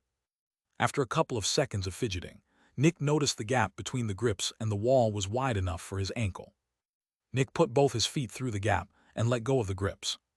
The tops of Nick's feet pressed against the metal, while his heels pressed against the grips. Keeping oneself straight in such a position would require incredible strength and put immense stress on one's body. But that was exactly why the workers were level 2 extractors. While an extractor's weight increased as they grew more powerful, the increase wasn't really that big. Nick was about 185 centimeters tall and quite muscular. A normal person with his build would weigh around 100 kg, but Nick actually weighed around 160 kg. That was extremely heavy for a normal person, but for someone with a body 50 times as powerful as the average male, this was barely anything. After Nick let go of the grips, he straightened his posture and made sure the sacks didn't slip off. Then he extended his right arm upward and took out one of the grips and nails. At that moment, Nick noticed an issue. He needed 1 hand for the grip, 1 for the nail, and 1 for the hammer. If he only had to nail something to the ground, he could position the grip, let go, and hold the nail. If he had to nail something to a wall, he could use gravity and hold the lowest point of the thing he was holding while also hammering in the nail at that point. But here, things became difficult. The grip was around 30 centimeters wide and could easily fall. Clink. At that moment, Nick heard something metallic fall to the ground. Someone must have dropped one of the grips. Nick looked. No. Hadohasa. Nick heard someone laughing beside him, but he kept his focus on the metallic wall in front of him. Bang! A gunshot rang out and a body hit the ground. Nick didn't dare to look away from the metal in front of him. Never look away from the ceiling, the assistant said. No matter what, don't even look at where your tools are. If you drop a grip, ignore it and let it fall. Nick took a deep breath. This job was way more terrifying than working with Specters. Some seconds later, Nick returned to the problem of how to attach the grips to the ceiling. Nick held the grip to the spot where it was supposed to go and held the nail to its corner. But when Nick tried to hold the grip to the wall with the hand holding the nail, it started to move and bend. Nick experimented with holding the grip for over 2 minutes, and slowly, fear was giving way to frustration. This was annoying. If I didn't need the hammer, this would. Nick's eyes widened. Nick noticed that his ability had activated again, which gave him an idea. He held the grip in the middle with his left arm. Then he held the nail on its wide back and moved it towards the hole. The loud sound of metal pushing through metal rang out, then quieted after half a second. Half a second after pushing the nail into the metal, Nick's ability deactivated again. The assistant was probably looking at Nick from below. Nick had pushed the nail into the metal. This was impossible for normal people, but not for Zephyx Extractors. Even though Nick's ability had deactivated, his power was still strong enough to finish pushing in the nail. When Nick finished pushing the nail in, he noticed the wide head wasn't perfectly aligned with the grip's holes, which made sense since the nail hadn't gone in at a 90 degrees angle. Creak. Nick pressed his thumb onto the head and bent it so it looked hammered and straight. This probably works, Nick thought. Then he grabbed another nail and did the same thing on the other end of the grip. The last 2 nails were easily pushed in, and Nick looked at the finished grip. "Sir, is it okay like this?" Nick shouted without looking away. "Test it," Nick heard from below him. "I don't care how you did it. In the end, it has to hold." Nick grabbed the hold he had just fixed to the ceiling and let go of the other holds. He hung from the grip with one hand, his entire weight on it. Then Nick slowly did some one-handed pull-ups. "Looks good," the assistant said from below Nick. "Fix all the others to the ceiling just like this, and you're golden." Nick nodded and returned to his normal position on the ceiling. After Nick received his feedback, more of the extractors started asking the same question. Meanwhile, Nick grabbed the next grip and fixed it to the wall the same way. The second one took only about a minute, but he grew progressively faster. Whoom! A green gleam appeared around Nick after he moved forward a bit. His barrier had activated, which could only mean one thing. Nick had reached the end of the platform, and he was now entering the Red World. Chapter 302, Red World. Nick took a deep breath and grabbed the next grip. He fixed it to the wall like the others and continued moving forward. 2 minutes later, Nick's entire barrier was surrounded by red mist. Nick kept his gaze fixed on the metal in front of him, but he could still see the mix of green and red at the corner of his eyes. Unbidden, an image of how he probably looked right now appeared in Nick's mind. He was facing an endlessly tall wall of metal while he was climbing it by creating a long ladder. The world around him was covered in red mist that seemed to blow towards the wall. And in the opposite direction, an endless domain of red with eyes in it. An eye over 10 meters wide was looking at Nick's back. Its focus was unwavering and its gaze intense. It kept looking at Nick. And looking. And looking. And looking. Never turning away. Never blinking. As Nick kept moving, the huge eye kept following him. Even with a world of mist between them, the eye was clearly visible. Ever since Nick had entered the Red World, his ability had deactivated and hadn't activated again. Something was looking at him. Always. The Specter that Nick had freed was looking at him. Usually, being able to sense when someone was looking at him was a great advantage. But right now, it only increased Nick's terror. Nick could feel the eyes boring into the back of his head. He felt like somebody stood directly behind him, constantly watching. Unwavering. Just waiting for Nick to make a mistake. The crimson glow around Nick pulsed slowly. There was more light and less light. Luckily, the Crimson Sea's light kept the nightmare at bay.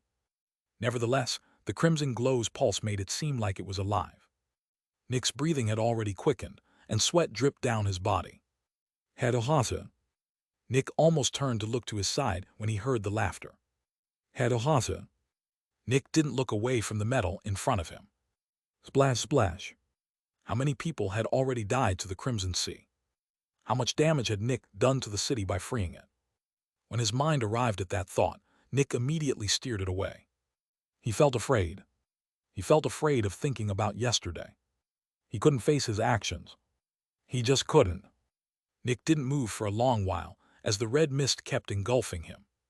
If he faced his actions, if he did it, he couldn't. He didn't want to die. He wanted to continue living. Nick felt the familiar dark hole in his chest expand. Everything bright and positive in Nick's life orbited the hole until it was absorbed, never to be seen again. Nick wanted to cry. He wanted to shout that he was sorry. He wanted to say that he would make it right. But he didn't. He just couldn't. The bright lights orbiting the black hole lost some of their brightness, but at the same time, the hole seemed to become less prominent. It was still there, but with fewer lights highlighting it, it didn't seem as powerful. Nick gritted his teeth before he took a deep breath. Then he took out the next. Ding! The grip slipped out of Nick's right hand and fell away. Nick reflexively turned to. No. Nick immediately pulled himself back to the wall with all his power. Crack! But while the grips were stable, they couldn't resist his full power, and he tore the grip in his left hand out of the ceiling. Nick's eyes widened as he saw the wall in front of him falling away. The crimson world was becoming brighter. Bang!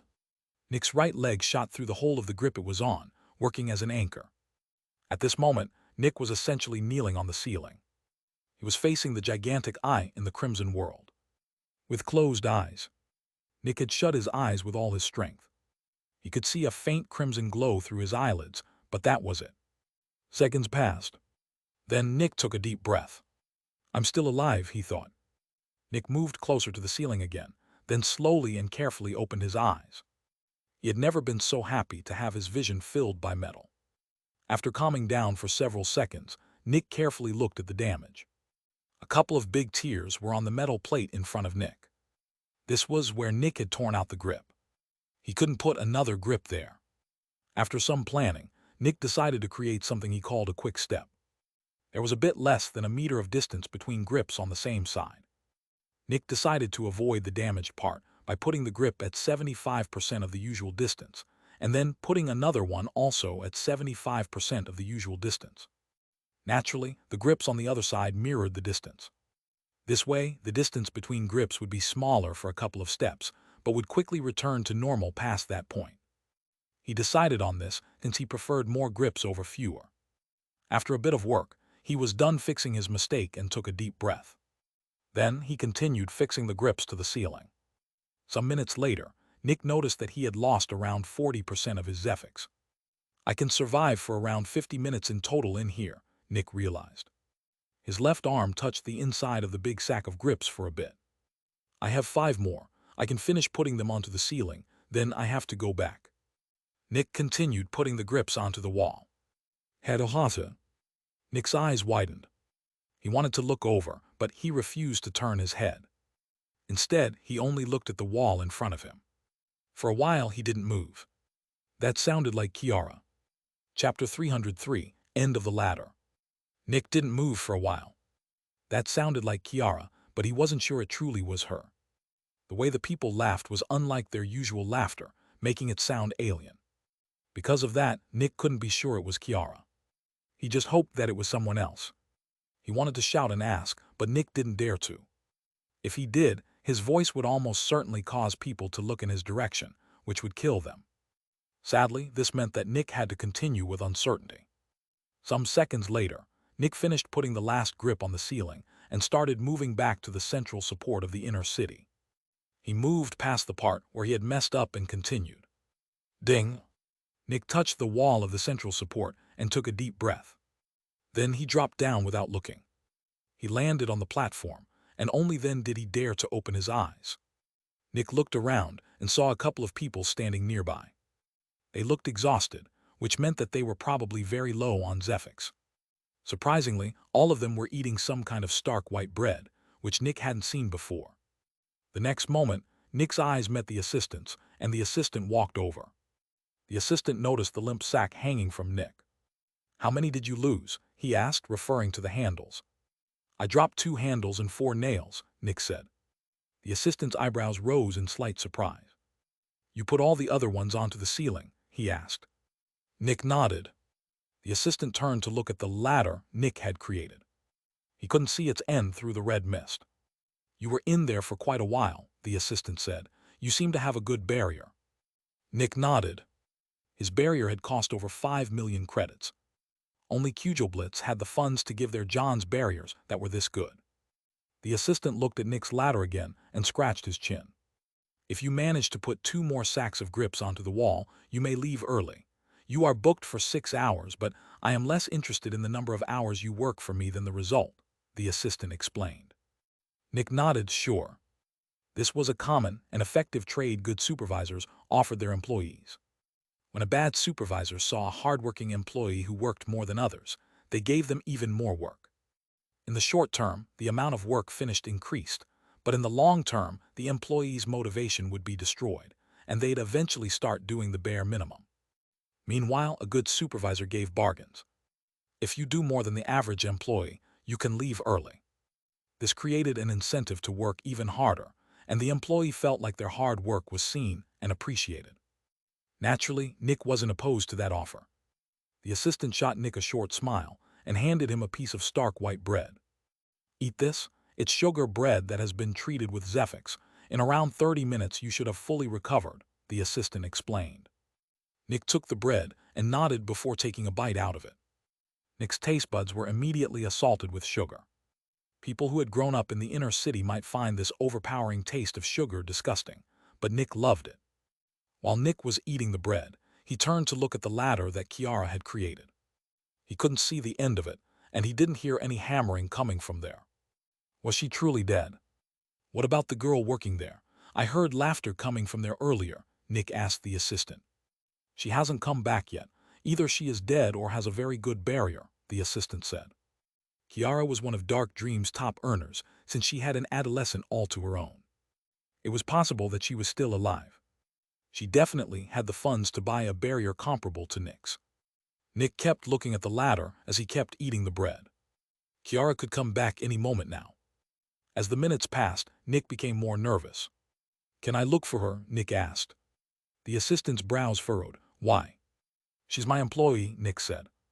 The assistant took out some sheets of paper and looked at them. When he saw Nick's profile, his eyebrows rose. Sure, but be quick, the assistant said. Thank you, Nick said before jumping to Kiara's ladder. Then he climbed it. Kiara, Nick said carefully as he kept climbing. He kept climbing. And climbing. Nick's heart rate increased as he kept climbing. There was no answer. Eventually, Nick couldn't feel the next grip. He touched the ceiling in many different places. There were no more grips.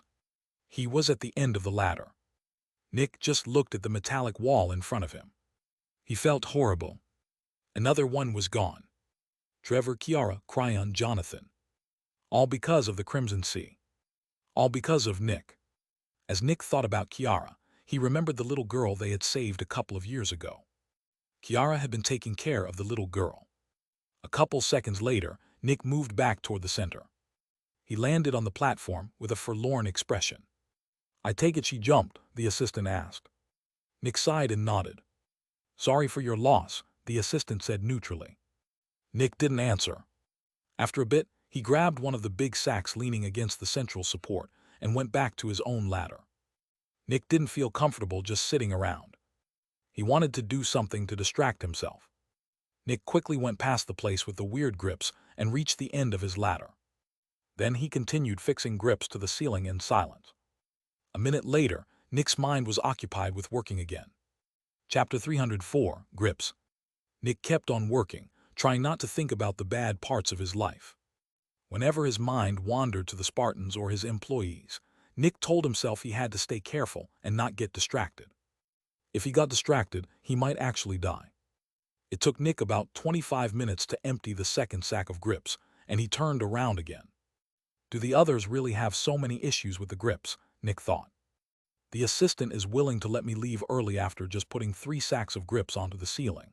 If I add the time it takes me to recover my Zephyx, fixing 3 sacks of grips to the ceiling barely takes me 3 hours. Not even, actually. And our shift is supposed to go on for a total of 6 hours. The answer was, yes, it took everyone else that long. First, not everyone was a peak John. There were many late Johns, a couple of mid-Johns, and even a few early and initial Johns. Their Zephyx was used up much faster than Nick's. On top of that, not everyone had an expensive barrier. A mid-John with an average barrier could barely survive for 10 minutes inside the red mist. Additionally, their physical strength wasn't as high as Nick's. They couldn't just push the nails into the metal with their hand. They actually needed to use the hammers, which was awkward, difficult, and time-consuming in this position. The average worker here only fixed 1.5 to 2 sacks of grips to the ceiling after 6 full hours. Nick went past the spot with the strange grips and quickly reached the central support again. He saw a couple of people recovering their Zephyx. Should I recover my Zephyx as well? I'm still at around 70%, Nick thought. Nick thought a bit about it.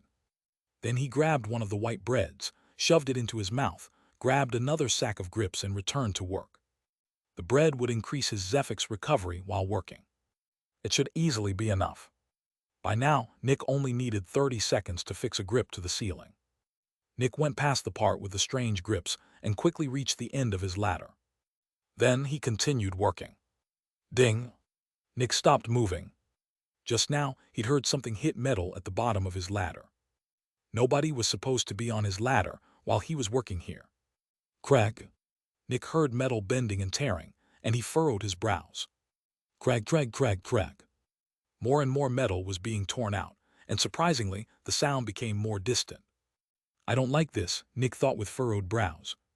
By now, the tearing of metal had stopped. Nick decided to turn around and go back early.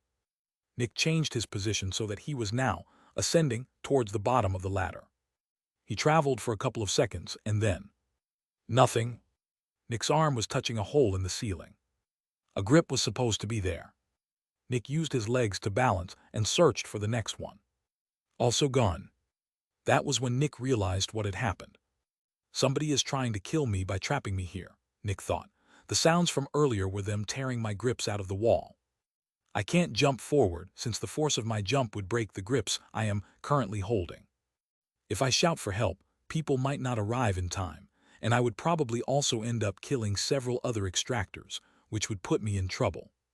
Nick moved his arm to his big sack and searched for grips. 7 left. I don't think that's enough to build a bridge back, Nick thought.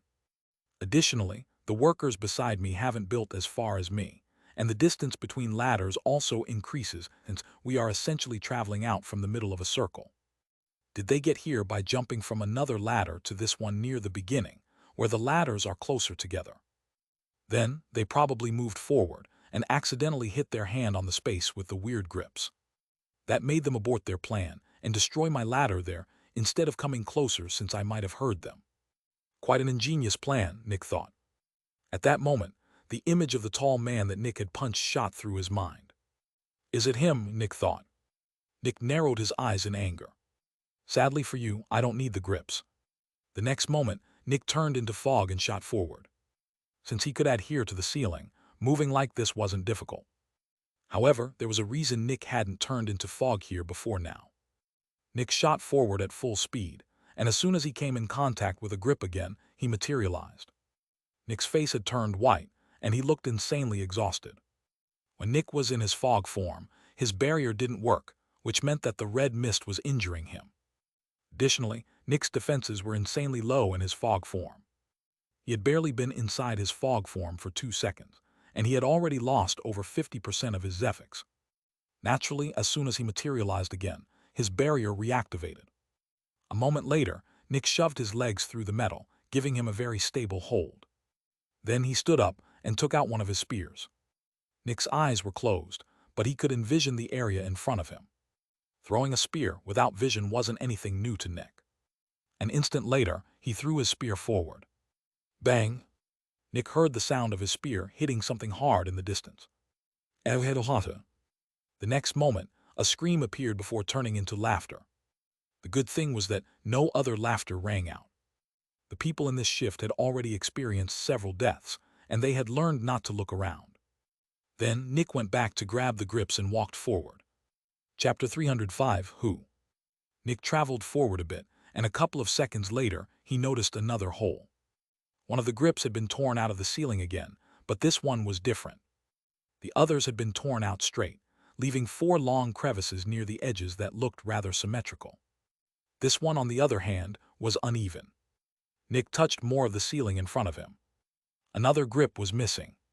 He leaned forward and found that a third one was missing as well. Then he stretched forward to the limit and found a grip. He tested it out a bit and noted that it was still very stable. Nick let go of the grips near his feet and used the distant grip to swing him to the other side.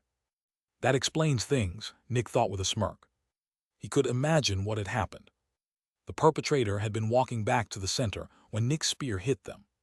Since Nick couldn't put much power into the throw, the spear couldn't destroy the barrier and was deflected toward the Crimson Sea. However, the spear's kinetic force was so strong that the grips the perpetrator was holding were torn out of the ceiling. They started to fall, screamed, spun in the air, saw the Crimson Sea, laughed, and fell into the Crimson Sea. It was the voice of a man, Nick thought. It was probably that tall guy from earlier. That also explained why the tall guy didn't blow up his little conflict with Nick. He hadn't wanted to damage his own reputation by escalating the conflict through official channels. No, he wanted to kill Nick without damaging his own reputation. At least that was what Nick thought. Some seconds later, Nick reached the end of the ladder and dropped down. He was immediately greeted by several guards glaring at him, guns pointed at his face. The assistant was behind the guards and also glared at Nick. "We saw someone falling from your lane. Explain," the assistant demanded.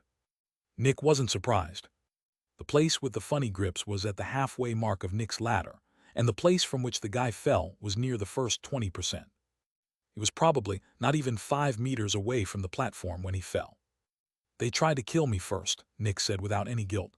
"I only repaid the favor." "What happened?" the assistant demanded. "I was building my ladder when I heard several noises of tearing metal," Nick said. "I turned around to check and found several grips on my ladder missing. I had no way back. I'm certain that these grips didn't just fall out randomly." "How did you manage to get back?" the assistant asked. "My ability, which I will not reveal," Nick said. The assistant looked at Nick for a while longer. "Wait here, don't let him leave," the assistant ordered. The next moment, he jumped up and quickly moved down Nick's lane.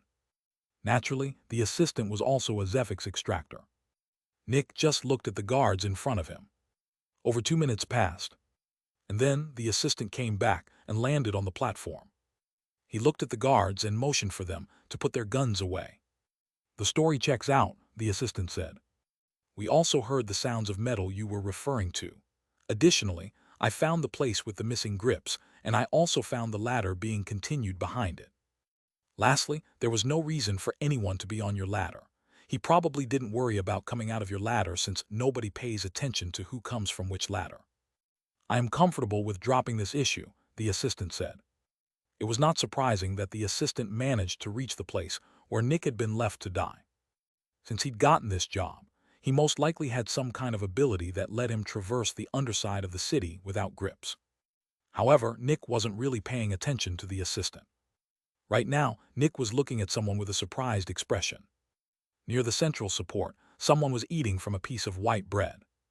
It was the tall guy. "But didn't he die just now?" Nick thought in shock. "I heard a man scream, and he's the only one with a motive. But then how can he be here?" As Nick looked at the man glanced back. Nick couldn't tell what the man was feeling or thinking. He was just glancing at Nick with a neutral expression. There was no smile, anger, sadness, or whatever. Was it one of his friends, Nick thought? Was it someone else? What is going on?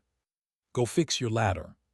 Nick was taken out of his thoughts and looked back at the assistant, who was holding out another sack of grips. "Fix the 2 big holes in your ladder and you can go home," the assistant said. The guards had already gone back to their usual positions. Nick threw another glance at the big man, who was eating the white bread. At that moment, the man furrowed his brows. Nick wasn't sure what the man was thinking. "Sure," Nick said, as he absent-mindedly grabbed the sack of grips. He also grabbed a new bag of nails and went back to his ladder. "Who tried to kill me?" Nick thought. "The Spartans have been my only enemies, but they have been destroyed, and I am certain that they don't know that it was me who destroyed their headquarters.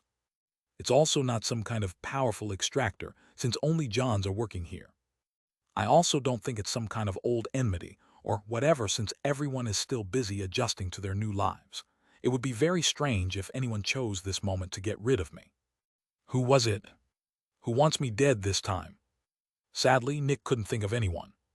The only 2 suspects were the tall man and the woman from the Spartans, but none of them could have been it. The tall man was still alive, and the voice of the person who fell down wasn't nearly girly enough to belong to the woman. Nick had no idea who would want him dead and why. Chapter 306, End of the Shift. While Nick was fixing the holes, he kept thinking about the person who had just tried to kill him. Right now, the ever-present black hole in his chest was covered by a red film of anger. Anger was a very good distraction from pain. After around half an hour, Nick managed to create a ladder leading around the damaged part. The metal plates where the old grips had been were too damaged and unstable, which was why Nick made a way around them. Finally, Nick returned to the center and told the assistant that he was done. "Let me check," the assistant said before quickly moving down Nick's lane. Around 30 seconds later, he came back and nodded at Nick. "Good work, you can leave. We'll see each other again next week," he said. At that moment, Nick furrowed his brows. "Next week?" "Yes," the assistant said. "Do you think this was the only time you were working here?" "Yes," Nick said. "The order said so." The assistant also furrowed his brows. Then he held his hand out. "Show me." Nick took the order out and handed it over. The assistant read through it, and his eyebrows rose in surprise. "Oh," he said. "Silence. If I had known, I wouldn't have made that offer to you," he added before sighing. "But well, we had an agreement. It's my fault for not reading through your order carefully." Then he handed the order back to Nick. Nick pocketed the order, nodded at the assistant, and went to the underground's exit. The two guards standing beside the exit immediately pointed their guns at Nick as he approached. "He can leave," the assistant shouted from a distance. The guards put their guns down and nodded at Nick. Nick nodded back and jumped out of the hole. When Nick came out of the underground, his eyes had to adjust to the light again. This was the longest Nick had been away from the sunlight in his entire life. The familiar rays of the sun calmed Nick down, and he released a sigh. Sadly, Nick's mind quickly tensed again, as he was reminded of the attempted murder. Was it only one guy, or is a group behind this? Nick thought as he walked towards the exit of the megastructure. As Nick continued walking, he noticed that the guards kept glancing at him warily. He was quite sure it wasn't because of him specifically, but because of his identity as a level 2 extractor. He remembered that the guards had already been quite firm when Nick had shown up for the first time. Something like this hadn't happened in the past. The guards had generally seemed like relaxed protectors, but ever since the Crimson Sea appeared, they seemed like soldiers whose job was to suppress the people. But it's probably only for Johns, Nick thought. All the Johns are being sent to work in an extremely dangerous location, and there have probably been instances where some of them tried to resist. They are probably wary of all level 2 extractors, fearing that they might act out.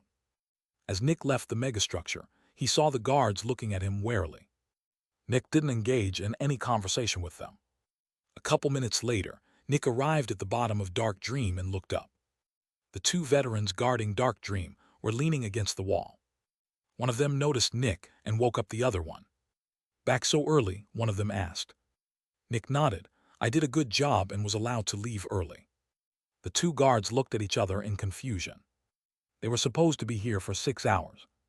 Should they stay here for a couple more hours, or could they leave? Nick could tell what they were thinking. "You can leave," Nick said. "Thanks for keeping a lookout." The two guards shrugged, said their goodbyes, and left. Nick jumped to Dark Dream's entrance and looked through it. He could still see rubble and blood. For a while, he didn't know what to do. He wanted to relax a bit since the last 3 hours had been quite stressful, but whenever he tried to calm down, the memories returned. The fact that he was responsible for the city's current state. Trevor's vase. Cryon's vase. Jonathan's vase. Kiara's vase. Right, I need someone to work with the lover now, Nick thought as he tried his best to distract his mind. Carrie worked with it before. If she's still alive, she might agree to work with it. What if nobody wants to work with it? Nick asked himself. Silence. I guess that would mean that we couldn't gain any Zephyx from it. Should we sell it then? Nick shook his head. I should continue cleaning the building first. A moment later, Nick returned to cleaning the building. Within a couple of minutes, he was occupied with working again. A couple of hours passed. At around 11:30 p.m., someone appeared in front of Dark Dream's entrance. When Nick saw the person, he immediately became nervous. It was a tall young man, with disheveled brown hair and eye bags below his eyes. He looked exhausted. Wintour, Nick said. Wintour looked at Nick, and Nick could see his red eyes. How are the Specters? Wintour asked. All good, Nick said. The bleeding lady is stressed and needs some food soon, and the dung heap is rolling around in hunger, but there isn't much I can do about that without some food waste. Otherwise, everything's all right. Wintour released a sigh and walked into dark dream. As he walked past Nick, he threw a glance at him. We need to talk, Wintour said as he went onto the staircase. Nick took a deep breath and walked after Wintour. He had expected that this would happen. Wintour knew that Nick had been inside the Spartans building yesterday, and he also knew of Nick's capabilities. Wintour definitely knew that Nick was the reason why the Crimson Sea had broken out. Nick had no idea what Wintour had planned.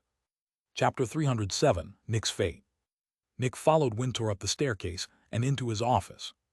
When Wintour opened the door to look into his office, he sighed. Everything was messed up. He walked forward and lifted something out of the rubble. The coffee machine.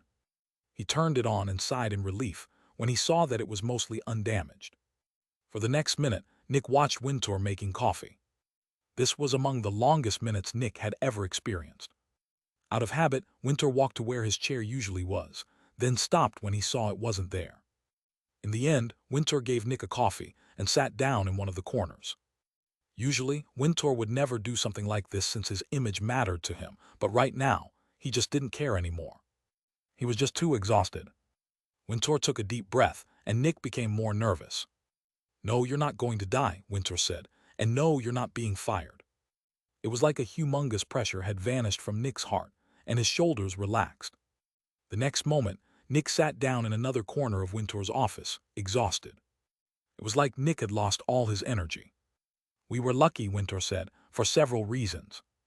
After the Crimson Sea broke out, Father immediately came over here, asking if this was your doing, Wintour said. He had heard that a black figure was responsible for this incident. Naturally, he was worried that he would be implicated. If anyone saw you using the Shadow Shroud, things would become extremely troublesome for him. Lucky for us, you came back before he arrived, and as soon as you put the Shadow Shroud back, I put it back into the briefcase. Father immediately demanded the briefcase back, and when he saw the Shadow Shroud inside and you sitting on a random roof, he finally relaxed. After that, he quickly left again, Wintour said. He doesn't know you're responsible for all of this. Nick released a sigh. Vernon had been the biggest danger to Nick. While Wintour had a connection with Nick, Vernon didn't have one. He would have no issues throwing Nick to the people, just to spare himself a bit of trouble. Additionally, Vernon was probably furious. The Dregs had been the very reason why Cugelblitz could produce so much Zephyx, and now the Dregs were gone. If they wanted blood in the future, a completely new system would need to be implemented, and Cugelblitz likely wouldn't get nearly as much as before. By freeing the Crimson Sea, Nick had caused immense damage to Cugelblitz's revenue. Of course, while one could blame Nick for freeing the Crimson Sea, one couldn't really blame him for the extreme level of damage it had caused. No one could have predicted that something like this would happen. But that didn't matter. The people wanted someone to blame, and Nick would fit that bill. If they found out that Nick had been the one who freed the Crimson Sea, death would be certain, but only after a life worse than death. With Vernon out of the picture, only 3 people were left who knew that Nick was the responsible one. Nick, Wintour, and the parasite. What about the parasite? Nick asked. Wintour took a sip of his coffee. At least one positive thing came out of all this, Wintour said. The parasite's rats have used the sewers as their home and way of traversing the city, but with the Crimson Sea now taking up the entire underside of the city, the rats can't traverse the city anymore. Since his rats are just minions, he needs to use Zephyx to give them the ability to resist a Specter's influence. Resisting the nightmare isn't very difficult for him, since it only affects mentality.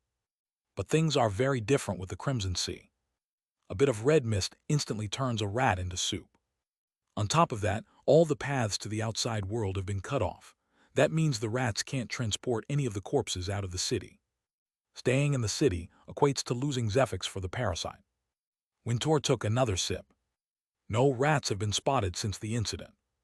We can say with high confidence that the parasite is gone. When Nick heard that, he released a sigh of relief. The parasite might be angry at him and want something in return. If the parasite were a human, it would most likely immediately tell on Nick to take revenge, but Specters weren't like that.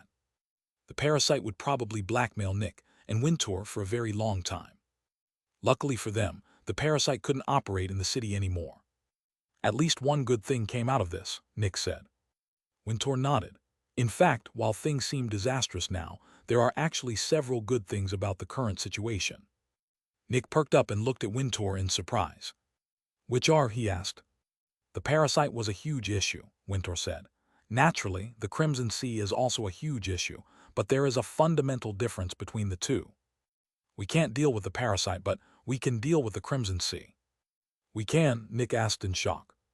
Wintour nodded. We've already come up with a long-term plan. First, we make the underside of the city traversable. Second, we create more support for the city. Third, we create a bridge to the outside world. And finally, we completely cover the Crimson Sea. Nick's eyebrows rose.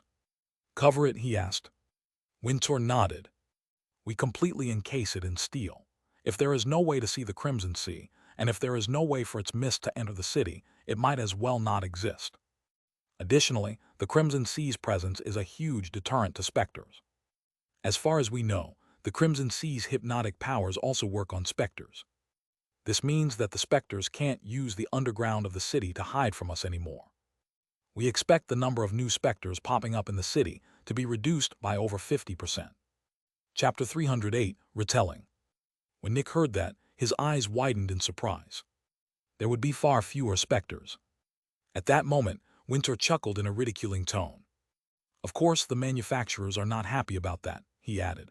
They all want Specters, and with fewer Specters appearing in the city, their growth will slow down. But what are they supposed to do? They can't get rid of the Crimson Sea that easily. I expect that we are going to see much more importance being put on the wilderness. While Wintour was talking, Nick thought about what this meant for the people living in the outer city. With fewer Specters, people didn't need to be as scared anymore. On top of that, the Dregs were gone. Many people from the Dregs hadn't been able to integrate into the outer city since nobody wanted to come into contact with them simply because they were from the Dregs. Maybe the survivors would have it easier integrating into the outer city. Of course, that was only an optimistic musing. Maybe it would be even worse than before. Nevertheless, the future didn't seem as grim anymore. For just an instant, a thought appeared in Nick's mind. Did the death of around 2,000 people improve the quality of life for thousands more? Is that such a bad trade? But before Nick could think more about these things, Wintour said something. Now I need to know what happened yesterday in detail. Don't leave anything out, he said. Nick looked back at Wintour and nodded. Then he told Wintour everything that had happened. Wintour wasn't surprised when Nick confirmed that he had released the Crimson Sea. He had expected as much. However, Wintour was very surprised about a different thing. The sheer scale of damage Nick managed to inflict on the Spartans, even without the Crimson Sea. Nick had entered a tightly guarded building with 5 veterans, 20 Johns, 20 newbies, and many guards, while Nick was just a John. And as a normal John, he managed to kill a veteran, several Johns, and tens of normal people. On top of that, Nick managed to free several Specters without raising the alarm. This was absurd. In an open conflict, causing the enemy this much damage would require sacrificing about as many Extractors as Dark Dream had in total. But Nick hadn't sacrificed anything. He had done all of this on his own. It was almost like Nick was a one-man army. Wintour had never heard of any Extractor causing that much destruction in relation to their power. It wasn't even close. An Extractor was already extremely powerful if they could fight against 5 other Extractors on the same level. But Nick essentially destroyed an entire manufacturer that was vastly more powerful than all of Dark Dream.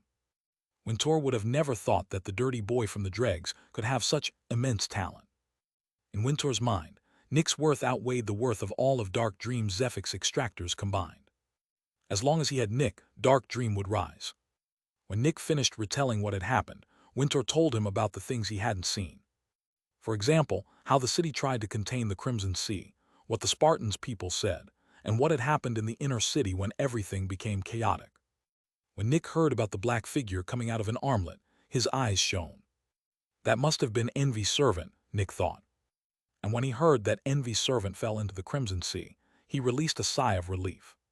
With Envy's servant destroyed, and with Specters now having it much harder to enter the city, Nick could finally relax.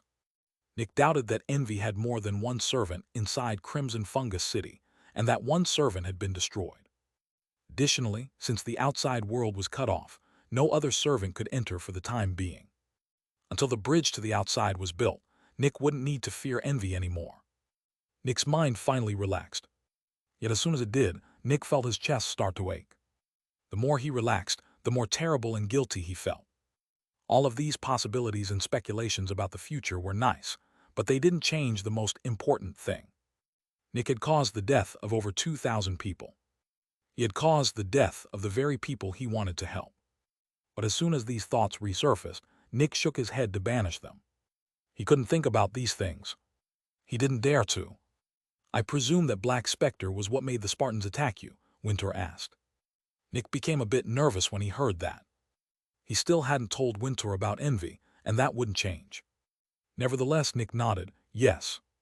Based on how much the Crimson Sea grew by absorbing the Specter, we estimate the Black Specter to have been an elder, Winter said as he took another sip from his coffee.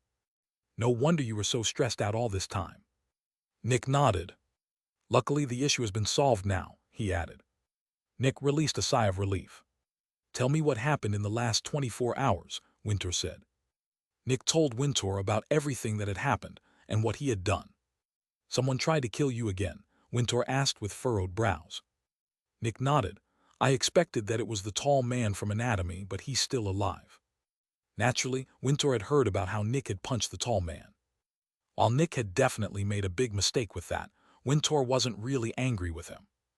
Anyone who managed to stay calm after going through all these things was more machine than human. I still don't know who tried to kill me, Nick said. Winter sipped more of his coffee. It's actually not that hard to figure out.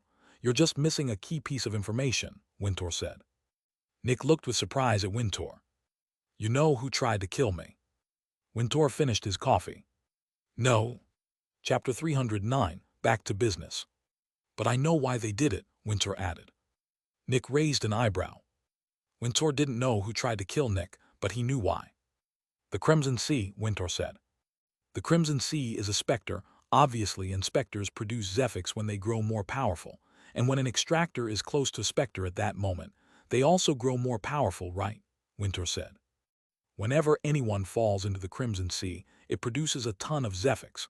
However, since it's not in a containment unit, we can't harvest the Zephyx. But Extractors can still grow more powerful by absorbing it. This piece of information is highly confidential, but it's not that difficult to figure out, actually. Veterans are already pretty good at sensing Zephyx, and they are bound to feel the burst of Zephyx whenever anyone falls into the Crimson Sea. I'm quite certain that someone was trying to kill you so that they could absorb more Zephyx and become stronger. You might not even have been their first target, Winter said. They didn't target you for yourself, but for your identity as an Extractor. Nick's eyes widened. That might have actually been it. Even more, maybe that man had been responsible for more deaths before he got to Nick. At that moment, Winter chuckled. Remember the name of the Crimson Seas level? Winter asked. Fanatic, he added. Fanatics are called as such because cults are often created around them. When he heard that, Nick imagined a couple of people in black robes sacrificing other people to the Crimson Sea. That sounded quite dangerous. I think I shouldn't be surprised, but I still am surprised, Nick said with a slight chuckle. Winter nodded before standing up from his corner. I'm going to deal with your issue with anatomy, Winter said.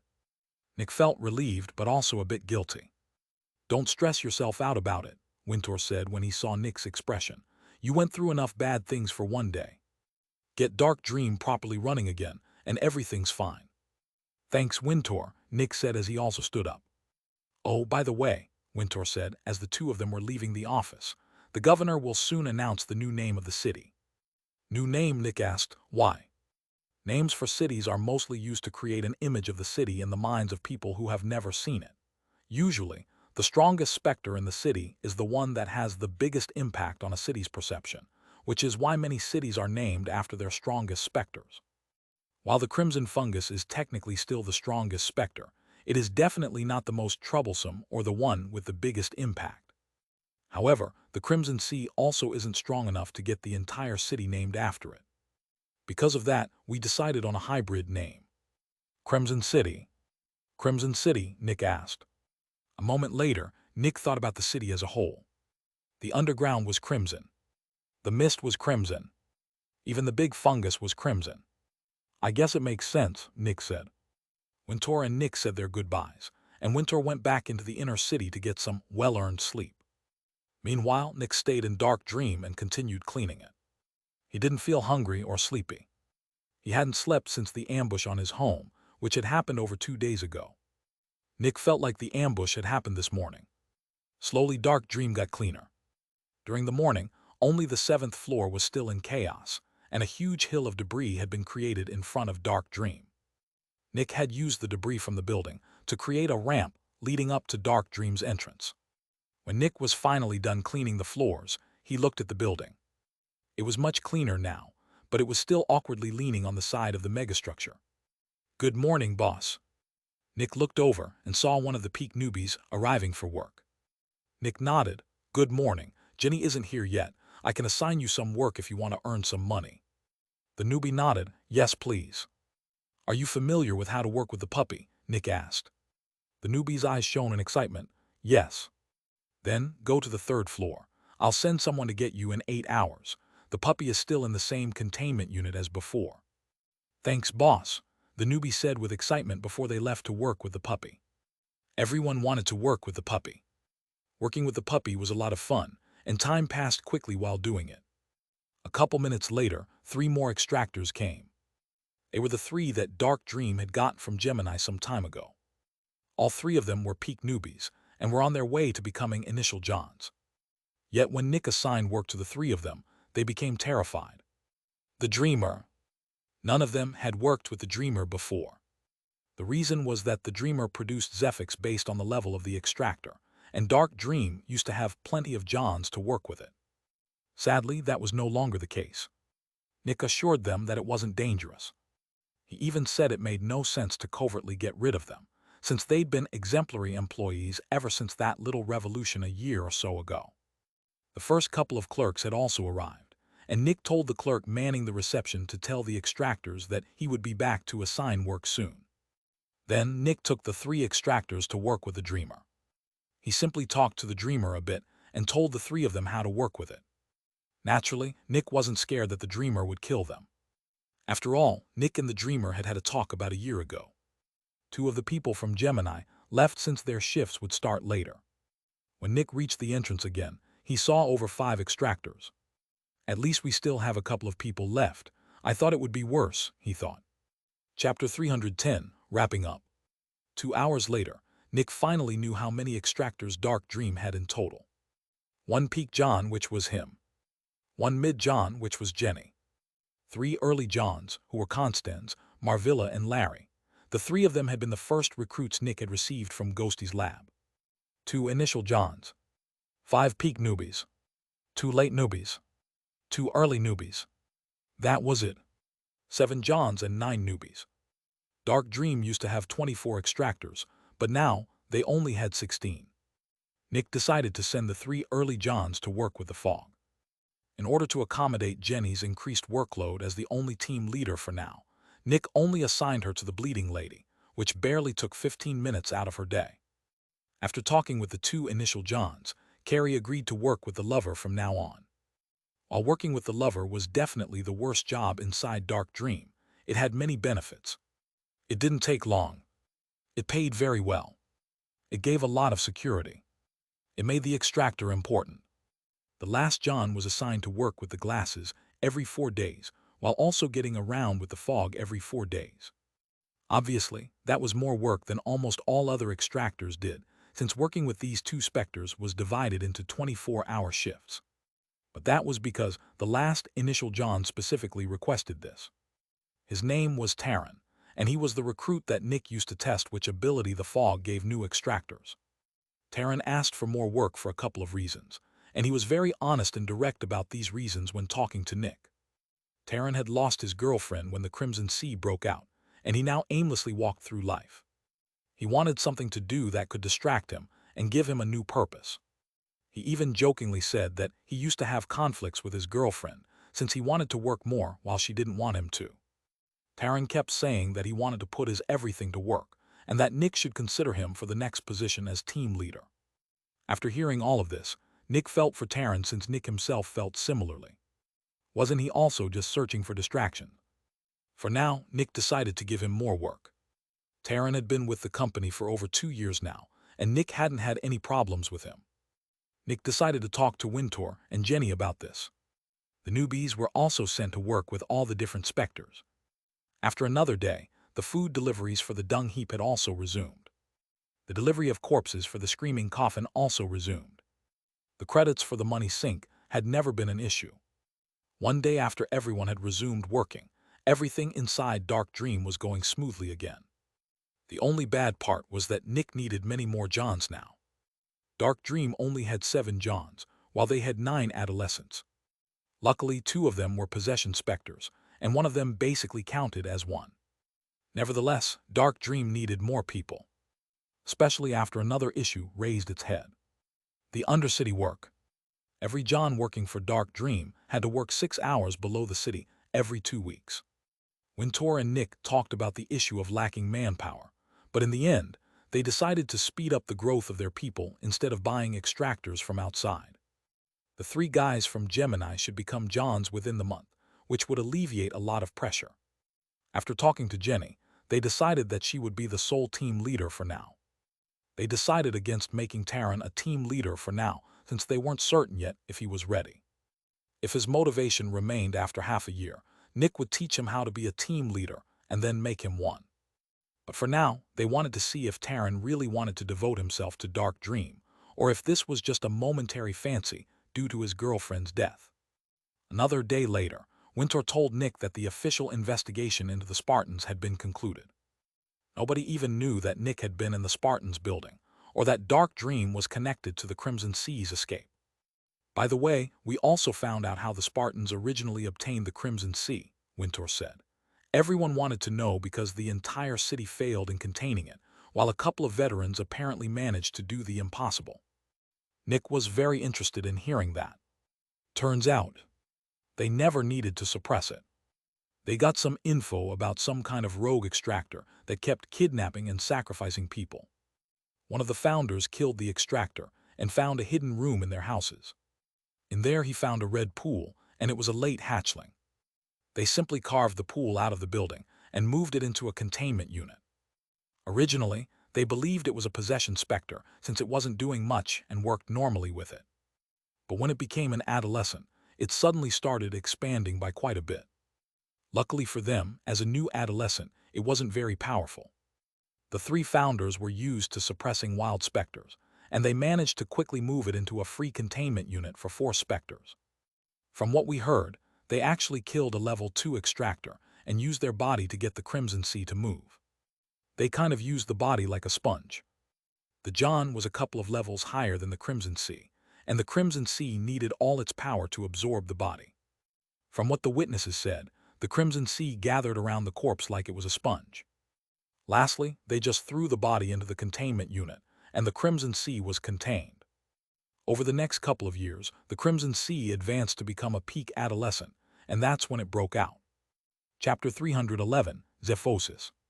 1 week after the big incident, Nick was still working as usual. The working day was slowly coming to close, but Nick was still busy with work. As he walked from his office to one of the containment units, he saw 2 people walking up the stairs. They were just regular employees. "Good evening, boss," the 2 of them said. Nick just nodded, "Have a nice evening." After some friendly smiles, they walked past each other. "Man, work was horrible today," Nick heard from one of the 2. "I didn't sleep yesterday, and I felt like the day was going to continue forever. I swear as soon as I'm home, I'm going to eat and immediately fall into bed. You can't imagine how tired I am." When Nick heard that, he furrowed his brows. Sleep, food, he thought as he thought back to the last 7 days. When was the last time I slept or ate? Nick tried to think back. I haven't slept in over a week, and I'm pretty sure that I also haven't eaten anything. I think I didn't even drink anything. Nick raised an eyebrow and looked at his arms and torso. He flexed them and checked if they had become thinner. At the same time, Nick imagined how it felt to drink water. The image he saw in his mind felt neutral. It was like looking at a wall to him. Have I lost any weight? Nick thought. Nick quickly dealt with the thing he had come down to do and went to the central lounge. Since it was already evening, no one was left in the lounge, and Nick walked over to scale. 1635 kg, Nick read. I actually gained a bit of weight. At that point, Nick was sure he didn't look any lighter than before, even though he hadn't drunk or eaten anything in over a week. He also didn't feel as tired anymore. In the first 2 to 3 days, Nick had felt extremely tired, but after that he got used to it. And now he actually felt pretty good, physically speaking. Nick had a good idea about what was going on, but he was still quite surprised. Wintour should still be here, Nick thought before he went to the 7th floor. Hey, Wintour, Nick said as he entered Wintour's office without knocking. Wintour just nodded before he continued reading a couple sheets of paper. What do you need? He asked a second later.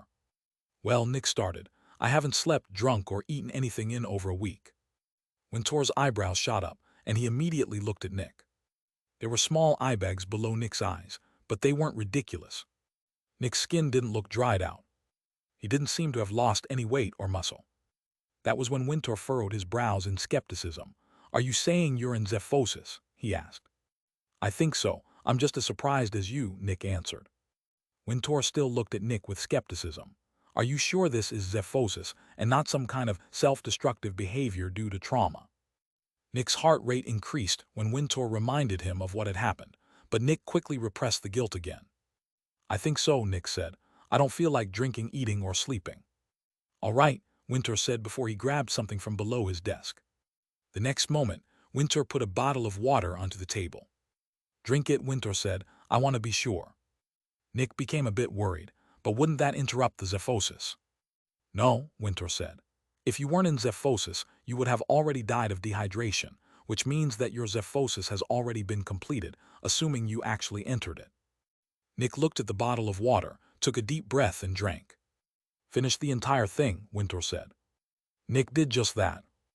After downing about a liter of water, Nick put the bottle down again and looked at Wintour. Silence.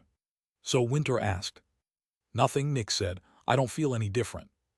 When Wintour heard that, a surprised expression appeared on his face as he leaned back in his chair. I guess that proves it, Wintour said. I guess so, Nick answered as he scratched the back of his head. That's faster than I thought. I thought you would need 2 more years, Wintour said. You're still 21, right? Wintour asked. Nick nodded. 21, huh? Wintour said. A 21-year-old veteran or soon-to-be, whatever. Nick just awkwardly scratched the side of his head. Naturally, he knew what Zephyx was. Zephyx was the very thing that kept most of the Johns from becoming veterans. This was the very reason so many Johns had worked for decades with Specters without becoming veterans. Manufacturers could throw Specters and Zephyx at these people, and they still wouldn't be able to become veterans. The word Zephyx came from ketosis, a state that burned fat instead of sugar after the body had been deprived of carbs for some time. Compared to ketosis, Zephyx had a more fundamental effect. Zephyx was a state in which the body used Zephyx instead of food or water as fuel. Normal peak Johns only used Zephyx as a sort of nitro fuel, boosting their powers manifold. However, peak Johns who were in Zephyx exclusively used Zephyx. While in this state, the peak Johns would recover their Zephyx at double the speed, and their Zephyx storage also grew much quicker. If one wanted to become a veteran, one needed to be in a state of Zephyx. Otherwise, the body wouldn't be able to absorb and regenerate enough Zephyx to keep the person alive. It would be like having a body that required over 100,000 kilocalories per day, while only having a normal-sized stomach. No matter how much one ate, one wouldn't be able to consume enough food to reach 100,000 kilocalories. One would eventually die of starvation. Because of that, Zephyx was necessary to become a veteran. Chapter 312, Longevity.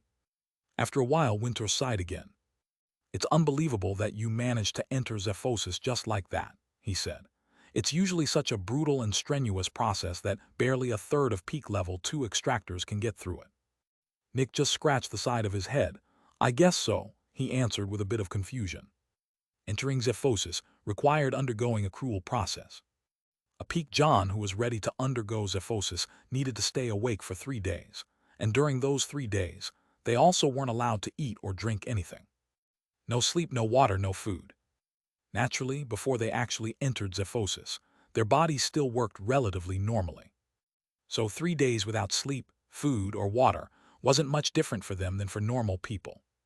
The only difference was that the extractor wouldn't enter a critical condition after 3 days. Nevertheless, the pain, suffering, and panic were still the same. Most extractors cracked during the evening or night of the second day. The first day wasn't very difficult, but on the second day, things became really painful and bad. Most people could stay up for over 24 hours, but starting at around 36 hours, the lack of sleep really took its toll on the person. The period from the evening of the second day to the evening of the third day was the most difficult. After that, it became easier, and things continued to improve. Naturally, not everyone was willing to go through something this horrible just for their job. A peak John could already live comfortably in the inner city. They already belonged to the top 10%. Additionally, becoming a veteran could alienate some people from their loved ones. After all, the veteran would no longer have any desire to eat, drink, or sleep. A veteran's partner would always go to bed alone, and they would always eat alone. Additionally, veterans were often expected to work more since they also didn't need to sleep anymore. Instead of 8 hours a day, most of them worked for 12 hours a day. As with everything, becoming a veteran had its advantages and disadvantages, and whether it was worth it depended on a person's priorities in life. Assuming they could get through the process of entering Zephyx. Nick had heard about this from his old teacher, Mainla. Apparently, her relationship was ruined after she became a veteran. Reynold, Nick's other teacher, told Nick that relationships were difficult for veterans, and that he should only consider becoming one if he valued his career over a relationship. Sure, there were cases in which veterans married each other, but these cases were rare. Due to conflicts of interest, veterans were not allowed to marry extractors from other manufacturers, which meant that they had to choose from their immediate colleagues. And very often, there was no one that they clicked with, especially since so many veterans were not even interested in relationships. In fact, almost 70% of veterans were single. Lastly, there was one more reason why veterans often didn't enter long-term relationships. Longevity. The more a body and Zephyx combined, the longer a person could live. Veterans generally lived up to 130 years, and their bodies and minds didn't start deteriorating until they were around 110. A 110-year-old veteran would look like a 50-year-old normal person who lived in the inner city. Of course, things would get even crazier later. Experts could live for around 200 years. Specialists could live for around 300 years. Sadly, no one inside Crimson City knew for how long heroes and stronger could live. The city hadn't existed for that long yet. Nevertheless, being able to live for that long was a blessing, but also a curse. Sure, living much longer was a good thing, but it also meant watching all one's friends and family die, unless they too were strong extractors. One only needed to imagine a young mother cradling her newborn child, then picture the same mother, visibly aged only 10 years or so, holding the hand of a bedridden elderly person. Luckily or unluckily, depending on the viewpoint, Nick didn't have this issue. He didn't have a significant other, and while he felt quite close to Wintour, Nick didn't feel an extremely deep friendship with him. They had each other's backs, but there was still this distance between them. Additionally, Nick didn't have a family. Based on his memories, he never even had one. He just woke up in the streets one day. "How come you are already able to enter Zephyx?" Wintour asked. "I thought you needed to be about 80% of the way to advancing." Nick shrugged. "I don't know. I think I should only be around 50% of the way to becoming a veteran. Maybe something happened." Wintour furrowed his brows. "The only way would be if some powerful Specter used a lot of Zephyx around you." Nick scratched his chin as he thought back. Sure, the Crimson Sea had released Zephyx while Nick had been working below the city, but that wouldn't have been enough. None of Dark Dream's Specters could have given Nick that much Zephyx. He also hadn't been in contact long enough with any of the Spartan Specters. So if there were some kind of powerful Specter that used a lot of Zephyx around Nick, it would have to be a wild one. At that moment, Nick remembered the nightmares he used to have. Didn't the parasite say that these nightmares came from a Specter? Nick thought. What if it's that Specter? Nick furrowed his brows. By the way, Winter said, do you know what kind of ability you want next? Nick was pulled out of his thoughts and looked at Winter. Then he nodded. I already know what I want. Chapter 313, Solace. Nick leaped over a wide gap and landed on a relatively thin rail of metal. The rail vibrated a little but didn't break.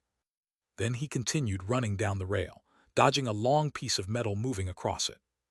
Right now, Nick was running across the rails on the middle layer of the inner city. As a peak John, he had the strength to jump the gaps between the rails easily. Without needing SH-weaves, moving across the middle layer of the city was actually efficient and fast. After all, he could literally jump to wherever he wanted to be. In the past, Nick hadn't dared to do something like this. Back then, he had felt that jumping from rail to rail was too dangerous. One wrong move, and he would fall for 2 kilometers or so. But now, Nick wasn't as afraid anymore. It just didn't feel as big of a problem anymore. Nick kept going upward for a while as he looked around. After a bit, he finally found his target and ran towards the south of the middle layer. There, Nick saw a huge building over 100 meters high and wide. The building was incorporated into the megastructure and hung from the wall like a wasp nest.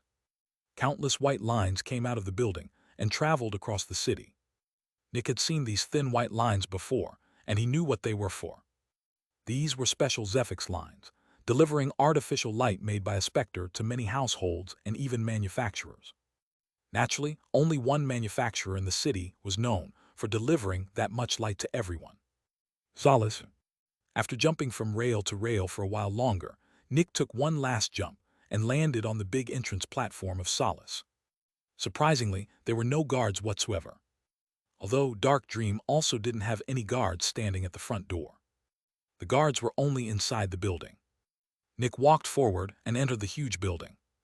As soon as he entered, he saw a young woman reading something behind a table in the middle of the entrance hall. The young woman heard the door open, calmly put down what she was reading, and looked at Nick with a polite smile.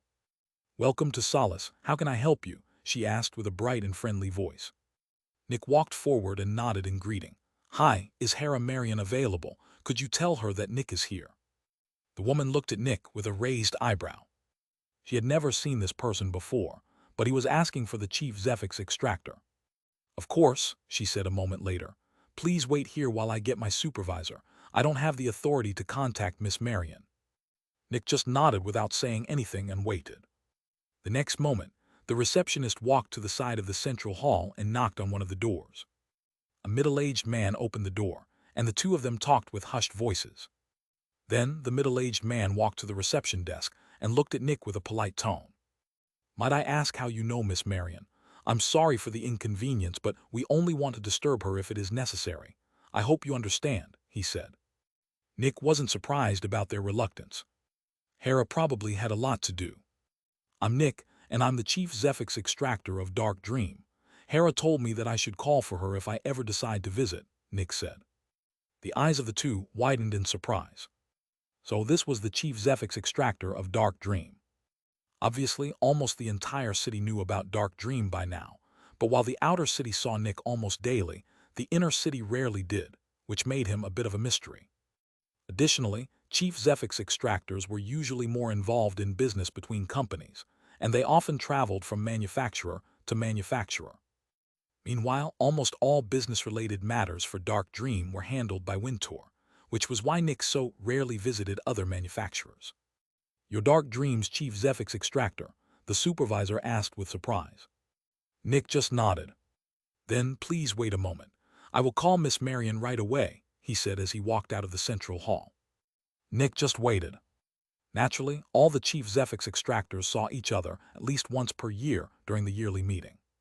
Because of that, Nick had already built a connection with basically all of them, except for Anatomy. Even the twins from Gemini had warmed up to Dark Dream and didn't treat them like annoying children anymore. Only Anatomy still acted like Dark Dream was unworthy of their notice, but that wasn't anything special. They acted the same way to Solace and Gemini as well. Only Ghosty's Lab and Cujoblitz could actually talk to Anatomy normally. Nick had met Hera Marion several times already, and they had even talked a couple of times. Compared to the Spartans and Gemini, Solace had immediately been friendly to Dark Dream, which made Dark Dream prefer Solace over the other two in business matters. Ramona Eliam, the CEO of Solace, was actually quite a good friend of Wintour's by now. They even had a lunch date every 2 weeks, just to eat together and talk about all kinds of things. Nick waited for a couple of minutes in the central hall. Eventually, one of the doors opened, and 2 people walked through. One of them was the supervisor from earlier. The other one was a beautiful blonde woman who looked to be in her 30s. She had bright blonde hair, and her disposition put anyone at ease. She had a certain aura that made anyone immediately feel relaxed in her presence. When she saw Nick, a bright smile appeared on her lips. "Nick, welcome to Solace.